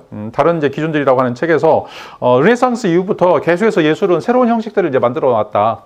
그런 의미에서 예술이라고 하는 것이 고유한 형식의 창조라고 하는 그런 형태로서 모더니즘이 새로운 사조가 될 수 없다. 자, 이것들은 이제 어느 시대든지 다 다양한 형태로 이제 새로운 사조들을 만들어내 왔기 때문에 형식의 창조, 예술의 자율성이라고 하는 것은 모더니즘만이 갖고 있는 고유성은 아니다라고 이제 이야기를 하고 있죠. 자, 그런 의미에서 이제 르네상스의 이제 수많은 어떤 이제 거장들도 다양한 형태의 이제 형식들을 만들어 왔고, 그것들과 관련된 이제 환상들을 이제 만들어냈기 때문에, 자, 그런 것들이 이제 뭔가 독특하다라고 이제 이야기할 수가 없는데, 자, 독특하다라고 이제 이야기하려면 그 안에 개인적인 삶이 개입해야 된다. 개인적인 어떤 상상력들이 개입해야 된다라고 이제 이야기를 하고 있어요. 자, 예술에는 이제는 지금까지 우리가 알고 있는 것과는 다른 기준들이 필요한데, 뭔가 예술이라고 하는 것들이 아까 얘기했던 것처럼 뭐 세잔이 이야기하거나 아니면 이제 로스코가 이야기했던 그런 어떤 전통적인 형태의 모더니즘의 그림을 닮아가고 있는가라고 하는 것들이 아니라, 이제는 이제 바뀌어야 되는데 어떻게 바뀔 것인가? 그거는 우리가 작품 속에 우리의 삶을 녹아내고 있는가라고 하는 거죠. 우리가 작품 속에서 뭔가 작가의 삶이든지 아니면 우리의 삶이든지 그 안에서 우리의 고통이나 우리의 비애든지 어떤 숭고함들인지 이런 것들을 우리가 읽어낼 수 있을 것인가 라고 하는 것들이죠. 자, 이런 의미에서 이제 슈타인버그가 굉장히 유명한 말을 했는데, 예술 작품에는 가치표가 부착된 엽서처럼 오지 않는다라고 하는 거예요. 다시 말하면 예술 작품이라고 하는 것은 어떤 고정된 형태의 틀들, 어떤 고정된 형태의 내용들을 가지고 있지 않다라고 하는 거예요. 엽서처럼 우리에게 주어지는, 그리고 이건 30원짜리, 50원짜리, 100원짜리 우표가 붙는 거죠. 그런 것처럼 이건 뭐 100원짜리, 만원짜리, 1000만원짜리 이렇게 가치가 붙어 있는 것이 아니라는 거예요. 예술 작품은 어떻게 보면 이제 우리와의 상호작용이고, 또 작가가 그것을 만들어내기 위해서 거기에서 녹아 들어갔던 그 땀과 피의 열정의 어떤 이제 함축된 에센스라고 이제 이야기할 수 있기 때문에, 자, 그런 것들을 일률적으로 또는 이제 포괄적으로 뭔가 이거는 이제 A급이다, B급이다, C급이다 나눠서 이야기할 수 없다라고 이야기하는 거죠. 왜냐하면 그 안에는 우리의 삶, 우리의 땀, 피해가 이제 들어있기 때문에 그렇다라고 이제 이야기를 하고 있어요. 자, 그런 의미에서 대표적으로 이제 라우센버그의 작품, 이건 이제 콤바인 페인팅이라고 얘기했는데, 콤바인은 이제 결합하다, 조합하다 이런 말이죠. 자, 이것들이 실질적으로는 이제 이 모더니즘을 단절시키는, 지금까지 우리가 알고 있었던 예술과는 완전히 다른 형태의 예술의 새로운 형식들을 이제 만들어 놨었고, 자, 이거는 다시 말하면 세계가 다시 들어오는, 다시 말하면 우리가 세계를 떠나려고 했던 것이 이제 모더니즘이었는데, 자, 이게 포스트 모더니즘은 세계로 다시 들어오는, 그래서 이제 대부분 다 포스트 모더니즘은 실제의 귀환이라고 얘기해요. 실제의 귀환. 실제가 이제 무엇인가? 형이상학적 실제론에서 이제 천국과 지옥, 뭐 아니면 이제 이데아 세계처럼 뭔가 이 세계를 떠나 있는 것이 실제라고 생각했었죠. 그런데 이제 포스트 모더니즘의 실제는 우리의 일상적인 삶이에요. 우리가 살고 있는 이 진흙탕덩인, 굉장히 이제 뭔가 우리 마음대로 되지 않고 여기서 계속해서 일어나고 있는 다양한 형태의 이제 삶들, 그 안에서 이제 굉장히 뭔가 힘든 것들이죠. 힘든 것들. 요즘에 이제 읽고 있는 책 중에 하나가 계속해서 얘기하지만 이제 카라마조프 형제들인데, 거기에 이제 이름이 잘 기억이 안 나는데 어떤 이제 그 퇴역 군인이 나와요. 이제 그 퇴역 군인이 나오는데, 그 사람이 아들 하나 있는데 딸 둘인데, 자기 부인은 정신병자야. 그리고 이제 딸이 하나가 있는데, 딸 하나는 첫째 딸은 이제 꼽추예요. 꼽추에다가 다리는 또 뭔가 이제 병에 걸려가지고 앉지를 못해요. 근데 이제 거기에 주인공이 그 알로샤라고 하는 사람 만나서 이제 자기 딸을 소개하면서, 우리 딸은 천사들이 인간의 모습을 하고 이 땅에 내려와서 우리를 섬기기 위해서 우리 집에 왔습니다. 항상 이제 그 딸한테 존댓말을, 왜냐면 천사니까. 자, 이게 이제 실제의 귀환이에요. 여러분 잘 생각해 보세요. 그러니까 뭔가 이제 영원한 거, 뭐 영속적인 거, 보편적인 거, 초월적인 거 있어서 우리가 자꾸 하늘로 올라가거나, 자, 그래서 그거를 이제 갖기 위해서 뭔가 이제 예술이라고 하는 방식으로 그걸 표현하려고 하는 것이 아니라, 그런 것들이 이미 우리 안에 있는, 누구한테 있냐면 가장 가난하고 헐벗고 힘들어하는 사람들이 있는 거예요. 그게 이제 우리가 세상에서 이야기할 때 뭐 장애인이라고 이야기하고 병신이라고 이야기하고 어떻게 보면 세상에서 저주받은 사람이라고 이야기하는 사람들, 그 사람들 안에 그런 어떤 이제 영적인 존재들, 그런 어떤 신적인 존재들이 있다라고 생각하는 거죠. 자, 이게 이제 포스트 모더니즘의 접근 방식이라고 이제 이야기할 수가 있어요. 이게 다시 이제 세계가 다시 들어오는 역사라고 이야기할 수가 있고요. 그래서 자꾸 이제 그 모더니즘의 출발점이 우리가 아프고 힘드니까 계속해서 이제 이 세상을 떠나자라고 이야기하는데, 자, 그런 것들이 이제 그 까뮈의 시지포스라고 하는 그런 소설에서는 철학적 자살이라고 해요. 철학적 자살. 우리에게 고통이나 우리에게 뭔가 불안이 주었을 때 그걸 잊어버리기 위해서 종교에 귀의하는 거, 신을 믿는 거, 부처님을 믿는 거. 자, 그래서 그것을 통해서 마음으로부터 치유를 얻으려고 하는 거예요. 자, 그거는 철학적으로 자살이다라고 얘기해요. 그러니까 생물학적 자살과 이제 똑같은 거라고 생각하죠. 그러니까 너무 힘드니까 죽어버리자. 건물 5층에서 뛰어내는 것과, 그냥 너무 힘드니까 신을 믿자. 뭔가 초월적인 것을 믿자라고 생각하는 것들이 어떻게 보면 이제 똑같은 형태의 자살이다라고 이야기하는 거죠. 자, 그런데 이제 까뮈가 이야기하는 건 시지포스처럼, 시지포스가 이제 저주를 받았죠. 제우스로부터 저주를 받았는데, 그래서 매일 아침 돌을 굴려가지고 산 위에 올려놔야 돼. 근데 그 다음날 또 떨어져. 그럼 그걸 계속 다시 올려놔야 돼. 근데 이제 그럼에도 불구하고 계속 욕하면서 그거를 포기하지 않고 그거를 살아야 된다라고 이야기를 하는 거죠.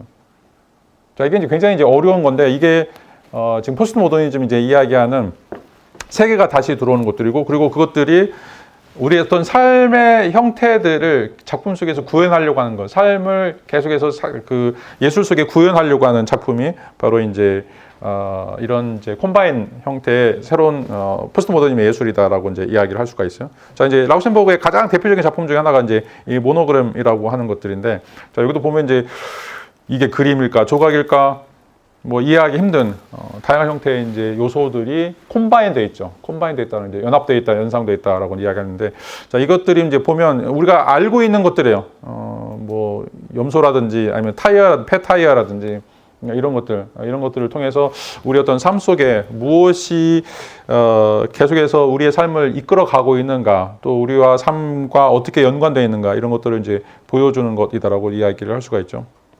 자, 이 그림도 이제 마찬가지인데요. 자, 우리가 알고 있는 다양한 것들, 자, 이런 것들을 이제 서로 배치해 놓는 것들이죠. 이것도 뭐 사회 정치적인 요소들, 여러분들이 생각하는 어떤 감각들, 또 이제 비판적인 요소들, 이런 것들 이제 한꺼번에 다 모아놓은, 이걸 이제 콜라주라고 얘기해요. 콜라주는 이제 붙인다라고 하는 말들인데, 다양한 형태의 이제 요소들, 굉장히 삶과 관련된 요소들이요. 뭔가 초월적이고, 뭔가 영원한 이런 것들이 아니라 삶에서 우리가 직접적으로 느끼는, 아니, 더럽고, 나쁘다고 생각하고, 혐오한다고 생각하고, 뭔가 이상하다고 생각하는 이런 어떤 모든 것들을 다 붙여 놓으면서, 자, 여기서 여러분들이 어떤 이제 영감이든지, 미학적인 어떤 경험이든지, 감정적 도취가 이제 일어난다라고 생각을 하고 있어요. 자, 이게 이제 그 가장 중요한 데 특징은 이제 무엇이냐면, 이제 예술이라고 하는 것이 실질적으로는, 자, 이게 이제 예술과 비예술, 회화와 비회화, 조각과 비회화, 이런 어떤 경계들이 완전히 사라지게 되는. 그래서 이제 실질적으로는 하이브리드, 잡종이는 거죠. 잡종의 형식들이 이제 나타난다라고 이야기할 수가 있어요. 그러니까 이제 여기 작품도 마찬가지인데, 뭐 다 들어가 있어. 나무 조각도 들어가 있고, 철 조각도 들어가 있고, 뭐 진짜 그림도 있고, 물감을 뿌려놓은 것도 이제 있고, 자, 이런 것들을 보면 이제 우리가 이제 기존에 알고 있었던 그런 어떤 이제 고상한 또는 굉장히 엄격한 형태의 그런 어떤 이제 예술 감각들이 이제 사라진다라고 이제 이야기를 할 수가 있는데, 왜 이제 이런 것들을 하는가? 이제 가장 중요한 것 중에 하나가 바로 이제 라우센버그가 이제 이런 얘기를 하고 있어요. 이 그림이라고 하는 것은 예술과 삶과 동시에 연관되어 있다라고 하는 거죠. 그러니까 예술을 한다라고 하는 것은 삶을 사는 것이고, 삶을 산다라고 하는 것은 예술을 하는 것이다라고 이야기하죠. 자, 근데 이제 이게 똑같지 않죠. 그 똑같지 않기 때문에 거기 갭이 생겨요. 그런데 나는 그 갭을 메꾸기 위해서 이런 어떤 작업들을 한다라고 이제 이야기를 하고 있어요. 그러니까 예술의 이제 목적은 예술이 삶이 되고 삶이 예술이 되는데 그 안에서 벌어지고 있는 그런 어떤 갭들, 그 갭들을 어떻게 메꿀 수 있을 것인가라고 하는 것들이죠. 자, 모더니즘과는 완전 180도 달라요. 자, 모더니즘은 삶에서 벗어나려고 하는 거예요. 삶이 너무 힘드니까. 날마다 일해야 되고, 날마다 경쟁해야 되고, 날마다 다른 사람과 싸워야 되고. 자, 이게 이제 어떻게 보면 자, 무지막지하게 벌어지는 그런 일들이죠. 자, 여러분 이제 잘 아는 것처럼 이제 철학의 출발점, 고대 그리스도 마찬가지고, 중국도 마찬가지고. 자, 춘추 전국 시대에 500년 동안 계속 매일매일 싸움이 있었어요. 매일매일 수많은 사람들이 죽어 나가죠. 자, 그리스도 이제 마찬가지였고. 자기들끼리 이제 페르시아와의 전쟁이 끝나자마자 또 이제 내란이 벌어지고 스파르타와 전쟁이 일어나죠. 또 그 사이에서 이제 왕족과 또 평민들 사이에 이제 민주주의 혁명들이 일어나죠. 거의 300년 동안 계속해서 싸움들이 일어나요. 그러니까 철학이 이제 발달하게 된 이유들이 그거예요. 너무 이제 힘드니까 어떻게 하면 이제 정상적인 삶을 살 수 있을까? 어떤 방식으로 우리의 삶을 끌어올릴 수 있을까? 자, 이런 어떤 이제 고민들이 실질적으로는 이제 철학의 출발점이라고 이야기할 수가 있는데, 자, 마찬가지로 이제 라우센버그가 이제 이야기하고 있는 것들이 실질적으로 우리의 삶을 어떤 방식이 됐든지 간에 메꿔 나가는 것이 필요한데, 그 메꿔 나가는 것이 그냥 허황된 이데올로기, 뭐 신화나 종교에서 이야기하고 있는 어떤 초월적 세계를 간구하는 것, 이것들만 가지고는 절대로 이루어질 수 없다라고 이제 이야기를 하는 것들이죠. 자, 여기서 이제 틈을 메꾼다라고 하는 것들에 대해서도 이제 어떻게 이제 할 것인가, 뭐 라우센버그는 아주 간단하게 이야기하고 있어요. 자, 그 틈새 사이에 자, 이것저것 작품들을 그냥 놓아두는 거죠. 그냥 병렬하고 배치하는 거예요. 뭔가 그것을 또 자기의 의도나 구조에 따라서 그것들을 만들려고 조합하려고 이제 시도하지 않아요. 그래봤자 그것들이 이루어지는 일들이 없어요. 어떻게 보면 이제 우리가 살고 있는 세계라고 하는 것들이 자, 변이성, 가변성들이 너무 강하기 때문에 그런 거죠. 자, 지금 여러분들이 막 뭐 중간고사, 기말고사 시험 준비하면서 내가 뭐 100점 맞아야 되겠다, A학점 맞아야겠다, 지금 뭐 교육한 것처럼 그래서 여러분들 학점 잘 따고 뭐 나중에 취직하고, 이게 이제 전부 다 여러분들이 계획한 대로 프로그램 한 것처럼 다 이루어질 거라고 생각하죠? 절대 그렇지 않아요. 자, 여러분들 생각을 해보세요. 여러분들 대부분 다 여기 사람 다 서울대 가려고 했을 거야. 서울대가 최종 목표였을 거야. 우리 뜻대로 안 돼요. 자, 이게 이제 인간이 살아가는 삶에 있어서 인간이 아무리 노력해도, 여러분들이 뭐 머리가 멍청하거나 노력하지 않았거나 그런 것들이 아니에요. 뭔가 이제 우리에게는 이제 우리가 손댈 수 없는 그런 어떤 이제 굉장히 가변적인 힘들이 있고, 어떻게 보면 이제 그게 물질성이라고 이야기할 수가 있어요. 끊임없이 어떤 규칙성을 벗어나려고 하는, 어떤 이제 일정한 패턴을 벗어나려고 하는 이런 것들이 우리에게 이제 주어진다라고 이야기하기 때문에, 그럼 이제 예술이 어떻게 할 것인가? 그럼에도 불구하고 우리가 거기에다가 뭔가를 놓는 거죠. 거기다가 우리가 돌을 던지는 거고, 거기다가 뭔가 이제 이런 징검다리처럼 그 다리를 놓는 이런 어떤 과정들이 필요하다라고 이야기를 할 수가 있어요. 아까 시지포스처럼. 자, 이게 바로 이제 틈새를 이제 메우는 것이다라고 이제 이야기를 하고 있고, 자, 여기서 이제 아까 얘기했던 것처럼 다양한 형태의 들어가는데 뭐 박제된 동물이라든지 길거리 표지판이라든지 일상의 오브제들 이런 것들이 이제 들어가게 되는데, 자, 이런 것들이 서로 동일한 평면 위에서, 그래서 플랫베드라고 얘기했죠. 평상이라고 얘기했는데 그 안에 이제 평등하게 놓인다라고 이야기를 할 수 있고, 그리고 이제 이런 것들은 끊임없이 교차되고 끊임없이 이제 병렬되면서 이제 우리로 하여금 어떤 이제 생각들, 느낌들 또는 이제 일정한 형태의 그 이데올로기들을 우리에게 이제 만들어 준다라고 이제 이야기를 할 수가 있어요.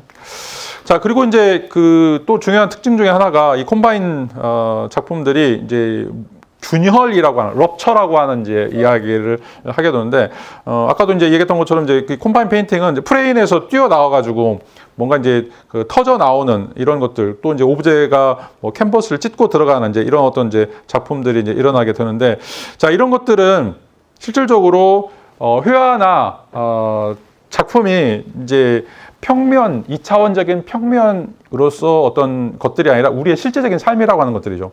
그래서 벽과 방, 또 이제 관객의 실제 공간, 자, 여기서 직접 부딪히는 장치가 돼서 실제로 이제 이 예술 작품은 단순하게 뭐 회화나 조각으로 이렇게 환원되는 것이 아니라 우리가 살고 있는 삶의 현장 자체가 예술 작품 세팅이 된다라고 이제 이야기를 할 수가 있어요. 자, 그런 의미에서 예술이라고 하는 것들이 이제 아까도 얘기했던 것처럼 삶과 동일하게 엮여야 된다라고 얘기했는데, 삶에서 떠나서 우리가 뭐 박물관에 가거나 예술관에 가서 어떤 특정한 형태의 공간에서 그런 것들을 향유하는 것이 아니라 우리 삶 자체가, 우리의 생활 자체가, 행동 자체가 예술이다라고 하는 것들은 이제 일부러 보여주려고 하는 거라는 거죠. 그래서 예를 들어서 이제 여기 도로 표지판 위에 나오는 것들이 단순하게 그냥 도로다라고 하는 것을 표현하는 것이 아니라 내가 도로에 있다라고 하는 것들을 이제 의미하는 거라고 이야기를 할 수가 있어요. 왜? 그것도 이제 삶의 공간이니까. 내가 매일매일 지나치고 있는 이런 어떤 공간들. 그래서 예술이라고 하는 것은 갤러리처럼 어떤 박물관이나 예술관이 아니라 내가 지금 보고 있는 도로판 위에 하나의 표지. 자, 이것도 예술이 될 수 있다라고 이제 이야기를 할 수가 있어요. 자, 그리고 이제 또 중요한 것 중에 하나가 바로 이제 이 틈새다라고 이제 이야기를 하게 만드는데, 이 틈새라고 하는 것은 실제로 이제 예술 작품이라고 하는 것은 우리가 그냥 한 자리에 서서 가지고 그걸 이제 바라보거나 아니면 관조하거나 이런 것들이 이제 예술의 근본적인 특성이라고 이제 이야기했었죠. 특별히 모더니즘 같은 것도 마찬가지고 어떤 일정한 거리를 두면서 거기서 내가 이제 그 컨템플레이션이라고 이야기했는데 관조 응시라고 이제 이야기할 수 있죠. 자, 이걸 이제 그리스 사람들은 테오리아라고 이야기했어요. 자, 테오리아는 우리가 이제 이론이라고 이제 영어로는 번역하는데, 원래 말은 테오리아는 본다란 말이에요. 본다. 테오아모에 나오는 이제 그 동사가 뭔가를 본다라고 하는 말인데, 그것의 명사형이 테오리아란 말이에요. 그러니까 뭔가를 본다라고 할 때 어떤 보편적인 거, 이데아를 본다, 그 응시한다라고 하는 것을 우리가 이제 이론이라고 이제 이야기하는데, 자, 그렇게 이제 이론으로서 어떤 바라봄으로써 이제 예술이 아니라 이제는 우리가 그 안에 들어가야 돼. 헤집고 들어가야 돼요. 20세기 예술이라고 하는 것은 특별히 이제 포스트 모던에서는 우리가 만나는 사람들, 우리가 만나는 오브제들, 또 그 사이에 있는 어떤 이제 대상들, 그 안에 우리가 헤집고 들어가서 거기에서 이제 어울러져 가지고, 자, 이런 것들이 우리의 예술이고, 그래서 이제 삶하고 예술하고 구분이 안 되는, 뭐 어디까지가 삶이고 어디까지가 예술인가라고 하는 것들이 이제 구분이 안 되는 이런 어떤 확정성을 사라져버리게 하는 그런 어떤 요소다라고 이제 이야기를 할 수가 있어요. 자, 이걸 이제 슈타인버그는 오염된 오타인데, 오염된 범주라고 이제 이야기를 하고 있어요. 오염된 범주. 자, 왜 오염됐는가? 옛날에는 예술이면 예술, 미술이면 미술, 회화면 회화. 또 이제 이거는 고급 예술이고, 저건 이제 kitsch고, 근데 과거는 과거고, 현재면 현재고, 명확하게 경계가 있어야 돼요. 아까 얘기했던 1 더하기 1이고, 2 더하기 2는 4고. 자, 이렇게 이제 뭔가 따로따로 떨어지는 이런 것들이 이제 학문의 체계이고, 실질적으로 우리가 지식, 또 어떻게 보면 이제 예술이 그런 거에 이제 보조적인 역할들을 한다고 생각하는데, 자, 포스트 모더니즘이 등장하면서는 이런 어떤 경계를 나누는 것들이 완전히 사라졌다라고 하는 거죠. 경계를 나누는 것들. 그래서 더 이상 미술과 비미술, 또 고급과 대중, 과거 현재 이런 것들이 이제 완전히 사라진다라고 이제 이야기를 하고 있고, 그런 의미에서 이제 우리가 장르라고 하는, 이게 시야, 뭐 이게 소설이야, 아니면 이게 뭐 연극이야, 이게 뭐 음악이야, 이렇게 나눠왔던 그런 장르들, 이 카테고리들을 완전히 이제 오염시키는, 그것들이 경계가 무너지는 거라고 이야기할 수가 있어요. 그래서 시를 암송하면서 음악에 나오고 또 그림도 그리고, 자, 그림을 그리면서 거기에 시가 들어가기도 하고. 자, 이렇게 이제 이게 뭔가 어떤 장르인가, 독립된 장르인가라고 말하기 애매한 형태의 그런 어떤 예술성들이 이제 등장하게 된다라고 이제 이야기할 수 있고, 이게 바로 실질적으로는 포스트 모더니즘의 이제 이데올로기라고 이야기할 수가 있는데, 포스트 모더니즘 이제 그 반발하고 있는 것은 이 제도라고 하는 것을 무너뜨리려고 하는 거예요. 제도화된 예술사, 그다음에 이제 정형화된 비평 언어. 예술이라고 하는 건 A, B, C, D 이런 속성이 있어야 돼요. 아까 얘기했던 뭐 예술을 위한 예술, 또는 이제 뭐 형식의 창조, 또 미학적 감정, 뭐 이런 것들이라고 하는 어떤 정형화된 형태의 요소가 있었는데, 이것도 좀 우리가 탈피해야 되고, 그다음에 이제 이 권위에 대한 저항. 예술을 감상하려면 뭐 어디에 가야 돼? 박물관에 가야 되고, 아니면 뭐 예술의 전당 가야 되고, 호화마트에 가야 되고, 자, 거기서만 우리가 이제 수준 높은 어떤 작품들을 볼 수 있고, 나머지는 다 예술이 아니야 라고 이야기하는 이런 어떤 시장 예술, 또 박물관의 권위, 자, 이런 것들에 대한 철저한 저항이 바로 이제 이런 오염된 범주들을 만들어 가면서 포스트 모더니즘이 이제 등장하고 있다라고 이야기를 할 수가 있어요. 자, 이제 이런 이제 작업들이 특별히 이제 그 라우센버그가 같이 협력했던 사람들, 특별히 이제 제스퍼 존스라든지 존 케이지라든지 이제 이런 사람들과 이제 이런 운동들을 이제 벌이게 되고, 나중에 플럭서스 운동이라고 하는 것으로 이제 이것들이 더 확장되게 되는데, 자, 여기서 가장 중요한 인물 중에 하나가 바로 이제 마르셀 듀샹이라고 하는 사람이에요. 자, 마르셀 듀샹은 이제 우리가 역사적 아방가드, 이게 1910년도에 이제 활동했던 이제 사람들, 특별히 이제 마르셀 듀샹은 다다이즘을 일으켰던 사람인데, 이 사람들 이제 전통적인 예술 형식에 대한 이제 비판이었다라고 이제 이야기할 수 있죠. 자, 그런데 이제 마르셀 듀샹이 했던 것과는 좀 다르게 이 사람들을 우리가 이제 그 네오 아방가드라고 이제 이야기할 수가 있는데, 1960년도 이후에 나왔던 이제 새로운 형태의 아방가드. 근데 이제 이런 사람들이 역사적 아방가드를 이야기했던 사람들을 벤치마킹하게 돼요. 벤치마킹 하게 되고, 그때 이제 가장 영웅으로 생각했던 사람이 바로 이제 마르셀 듀샹이다라고 이제 이야기를 할 수가 있어요. 자, 마르셀 듀샹이 이제 가지고 있었던 이제 그 망막 예술을 이제 폐기하고 어떤 방식으로 우리가 이 개념 예술로 넘어갈 수 있을 것인가 라고 하는 것들에 대한 이론적인 그런 배경을 제시했기 때문에 이 포스트 모더니즘의 우상으로서 마르셀 듀샹들을 이제 이끌어가게 되는데, 이제 이따 좀 살펴보게 될 거예요. 지금 이제 초기 그 역사적 아방가드 운동을 벤치마킹해서 새로운 형태의 이제 네오 아방가드를 이제 이끌어갔던 사람들의 이제 대표적인 사람들이 바로 이제 제스퍼 존스, 또 이제 존 케이지 이제 이런 사람들인데, 제스퍼 존스는 이제 기존의 모더니즘에서 이제 배제했던 이제 상징적 이미지, 뭐 예를 들어서 이제 이런 거죠. 실질적으로 이제 미국 국기를 사용하는 거. 그러니까 모더니즘은 추상으로 가게 되고, 어떻게 보면 이제 우리가 알고 있는 기존에 이제 그 구상적인 것들, 우리가 이제 이미지로 이해할 수 있는 이런 모든 것들을 다 제거해 버려야 된다. 왜냐하면 그 안에 서사가 들어가 있고, 어떻게 보면 이제 그 안에 이제 다양한 형태의 이제 그 이데올로기가 들어가 있기 때문에 그런 것들을 이제 벗어나야 된다라고 이제 이야기하는 것들이죠.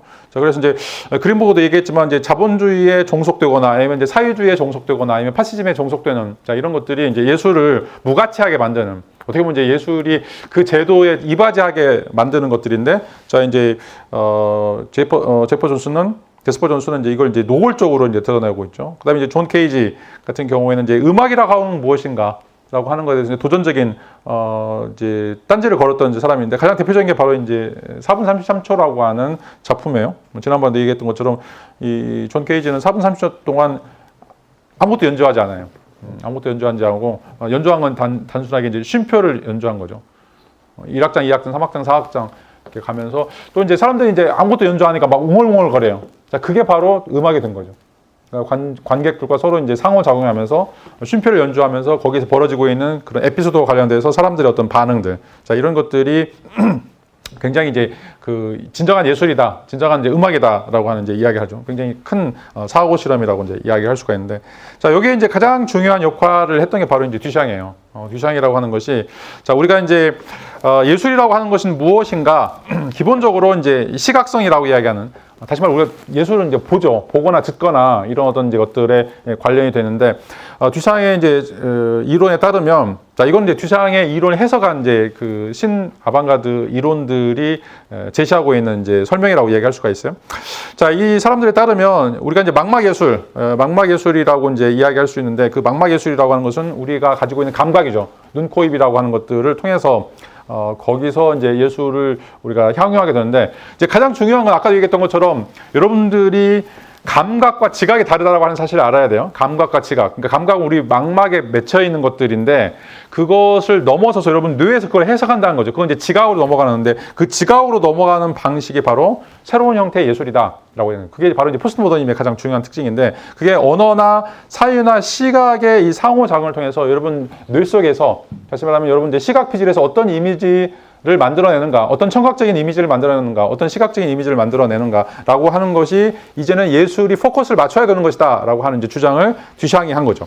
자, 그런 의미에서 이 듀샹은 존스의 이제 주장에 따르면 우리가 레티날이라고 하는 순수 망막에서만 이루어지고 있는 또는 이제 고막에서만 이루어지고 있는 그런 어떤 감각적인 것에서 벗어나서 자, 뇌에서 벌어지고 있는 이 지각작용, 다시 말하면 언어나 사유나 이 시각이 서로 상용하고 있는 장으로 이동해야 된다라고 하는 거예요. 여기서부터 이제 개념 예술이 탄생하게 돼요. 개념 예술. 예술이라고 하는 것은 어떤 이제 개념적인 것들을 만들어내는 것이다. 그러니까 물리적으로 어떤 새로운 형식들을 만들어내는 것이 아니라, 그건 여전히 이제 이 시각적인 범위에 들어있는 것들이고, 우리 머릿속에서 벌어지고 있는 것들이 필요하다라고 이제 이야기를 할 수가 있어요.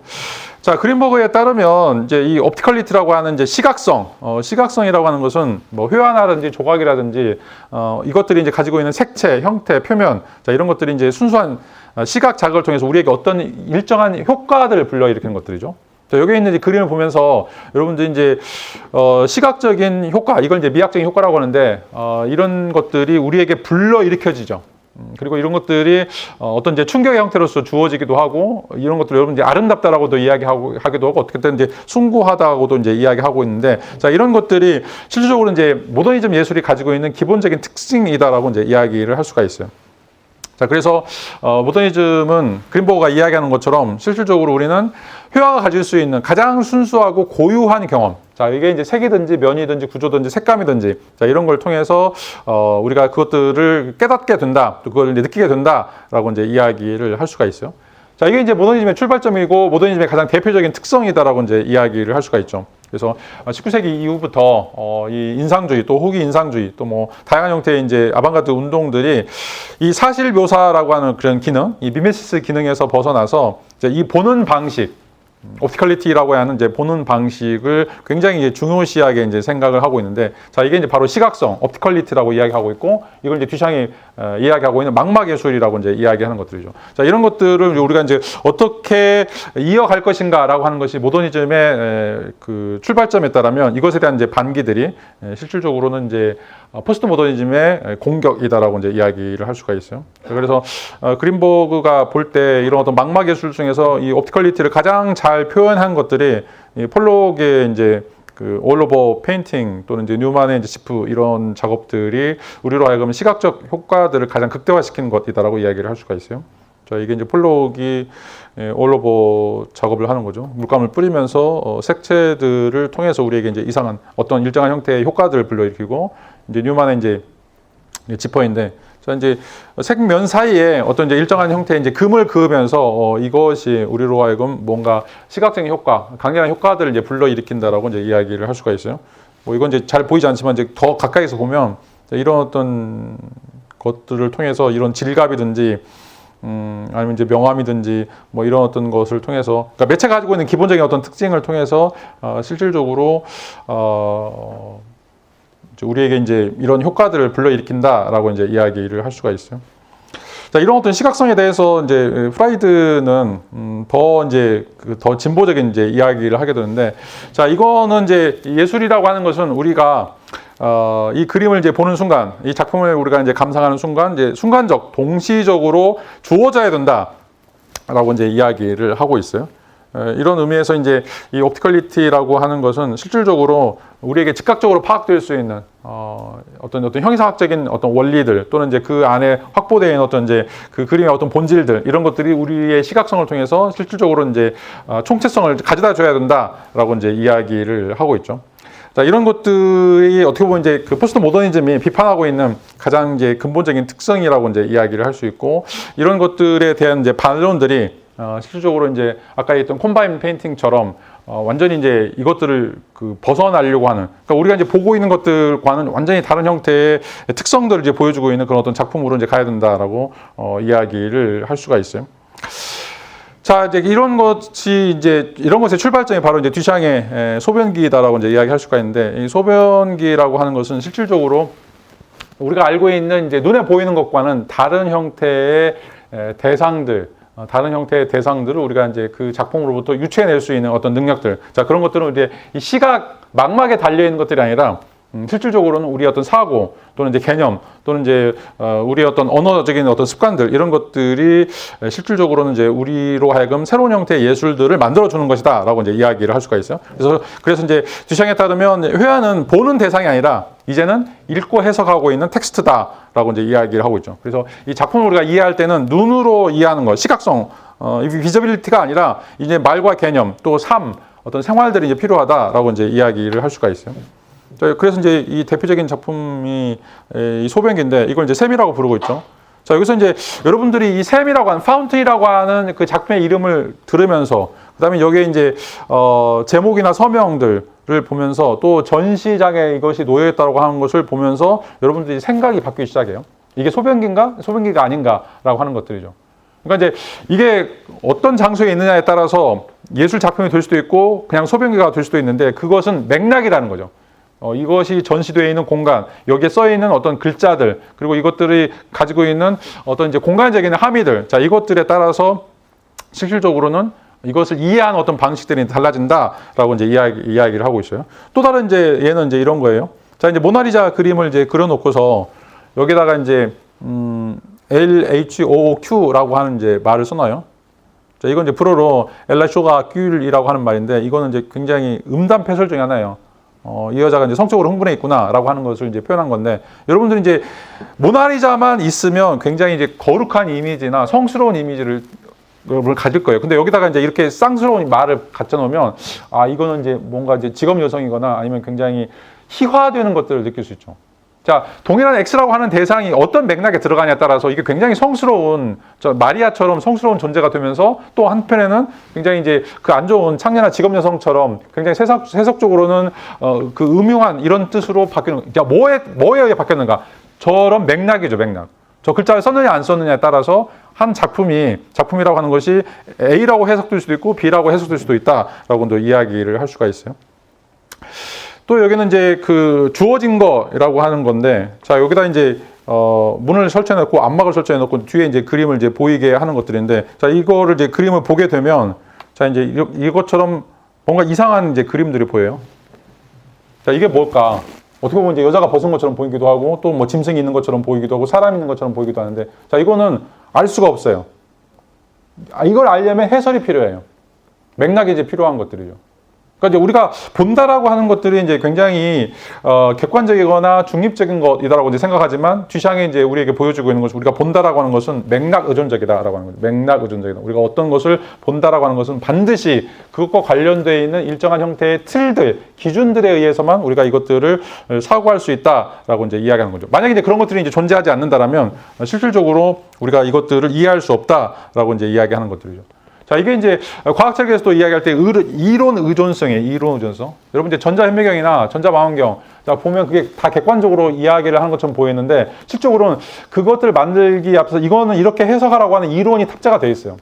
거기 안에 수많은 정보들인데 그 수많은 정보들을 읽어낼 수 있는 해석학적 알고리즘이 들어가 있는 것들이죠. 그래서 이제 우리 안에 여러 가지 시각 정보들이 주어졌을 때 그 시각 정보들을 일정한 형태로 패턴화시키는 이런 것들이 이제 필요한데 그게 뭐냐? 그게 바로 의미이고 개념이다라는 거예요. 예술도 마찬가지라는 거죠. 예술도 어떤 작품들이 이제 우리에게 주어졌을 때 실질적으로 우리가 이거다 또 저거다라고 이야기할 수 있는 것들은 다 맥락과 관련된 거예요. 그게 이제 역사성이라고 이야기하는 거죠. 역사성, 맥락. 그래서 우리가 진리라고 생각하는 거, 뭔가 옳다라고 생각하는 이런 것들이 어떤 맥락이냐에 따라서 실질적으로 이것들을 우리가 받아들일 것인지 받아들이지 않을 것인지 그것들을 우리가 이해할 수 있다라고 생각합니다. 자, 중세시대에 이제 여러분 이제 잘 아는 그 마르틴 루터가 종교개혁을 하게 되는데 종교개혁을 했을 때 비텐버르크에서는 그 실질적으로 마녀 사냥이 있었어요. 우리가 지금 보면 이제 마녀 사냥이라고 하는 게 말도 안 되는 거지만 그때 당시에 모든 사람들 다 마녀 사냥을 믿었어요. 그래서 마녀 사냥과 관련해서 수많은 여성들을 굉장히 이제 죽음으로 몰아넣고 화형시키고 그런 일이 있었죠. 그런 일들이 도시에서 비일비재하게 일어났어요. 지금 보면 이제 말도 안 되는 거지만. 근데 여러분들이 만약에 그 시대에 그 상황이 있었다라면 마르틴 루터가 했던 것들, 또 성경에 나왔던 그런 이야기들, 이런 것들은 이제 그대로 이제 믿는 것들이죠. 여러분 이제 어떤 맥락에서 그것들을 받아들이냐라고 하는 것들이 실질적으로 여러분들의 생활 신조, 진리들 결정한다라고 이제 이야기할 수가 있어요. 계속해서 이야기하지만 여러분들이 기독교인들은 아무리 꿈을 꿔도 부처님이 안 나와. 불자들은 아무리 꿈을 꿔도 천사가 꿈에 나오지 않고. 자, 우리가 이제 뭔가 진리라고 생각하는 거, 뭔가 절대적인 원리라고 생각하는 것들이 다 여러분들이 어떤 삶을 살고 있는가, 어떤 맥락에서 이제 이루어졌는가, 이것에 의해서, 이런 것들이 이제 결정된다라고 이제 이야기를 할 수가 있어요. 자, 그런 의미에서 이제 이, 포스트 모더니즘이 1960년도 이후부터 시작하게 되고, 아까 우리가 살펴봤던 이제 이론가들, 크라우스도 마찬가지고, 슈타인버거도 마찬가지고, 1970년도에 이제 이런 이론들을, 철학적 이론들을 이제 개발하면서 포스트 모더니즘이 이제 전면적으로 등장하게 되는데, 이 전면적으로 등장하면서 가장 획기적인 아이디어를 제시했던 것이 바로 이 포스트 모더니즘의 아버지인 듀샹이었다라고 이제 이야기를 할 수가 있어요. 이 듀샹이라고 하는 것은 실질적으로 예술이라고 하는 것을 보는 것이 아니라 자 이제는 읽고 사유하는 것이다. 그러니까 예술의 개념이 완전 바뀐 거죠. 그 전에 이제 시각성, 매체의 시각성, 또 뭐 음악의 청각성 이런 것들을 가지고서 우리가 이제 이야기를 해왔다라면 실질적으로는 이제 이 포스트 모더니즘 예술에서는 우리가 예술은 읽고 사유하는 것, 개념으로 가는 자 이런 것들이 이제 등장한다라고 이제 이야기를 할 수가 있어요.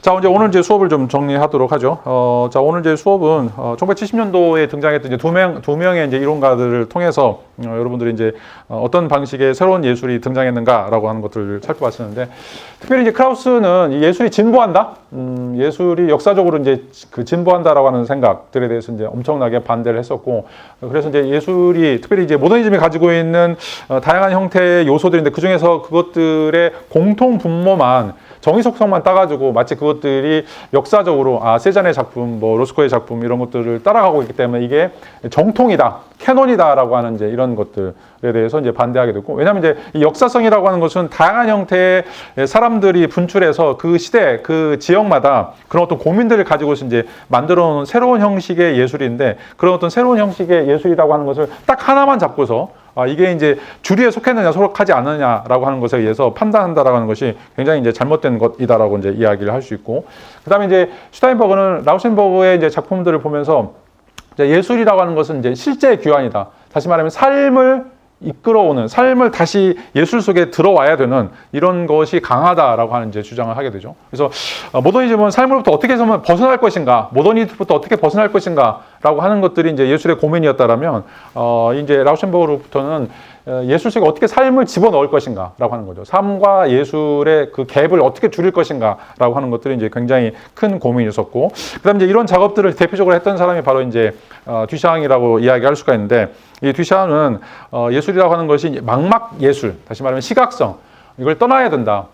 예술을 우리가 보는 것에서만 끝나려고 하는 것들이 굉장히 위험하다라고 하는 이제 생각들을 하게 되고, 그래서 예술이라고 하는 것은 이제는 텍스트를 읽는 것처럼 우리의 언어라든지 사유라든지 경험이라든지 이런 것들이 이제 서로 어우러져서 이런 것들을 가지고 들어와야 된다라고 하는 것이고, 자, 이게 이제 아까 얘기했던 것처럼 이제 콤바인 예술, 그러니까 그런 어떤 하이브리드라고 이야기할 수 있는 예술이라고 했던 것과 하지 않은 것들을 전부 다 섞어버리는, 왜냐하면 삶이 들어가야 되기 때문에 이런 의미에서 도로 표지판도 들어가고 뭐 걸레도 들어가고 뭐 휴지도 들어가고 모든 것들을 다 짬뽕해서 얻는, 왜냐하면 그 안에 우리 어떤 삶이 녹아져 있기 때문에 그렇다라고 이야기를 할 수가 있어요. 자, 이런 것들이 이제 새로운 형태의 예술의 출발점이라고 이야기할 수 있고, 이런 것들을 이제 집약적으로 만들어 놓은 것이 바로 1970년부터 출발한 네오 아방가드. 그래서 다음 시간에 이제 네오 아방가드와 관련해서 직접적인 몇몇 작품들을 좀 이야기해보고 이거와 관련된 철학적 이론들을 좀 다뤄보도록 하죠. 자, 오늘 수업 여기서 마치도록 하겠습니다. 자, 감사합니다.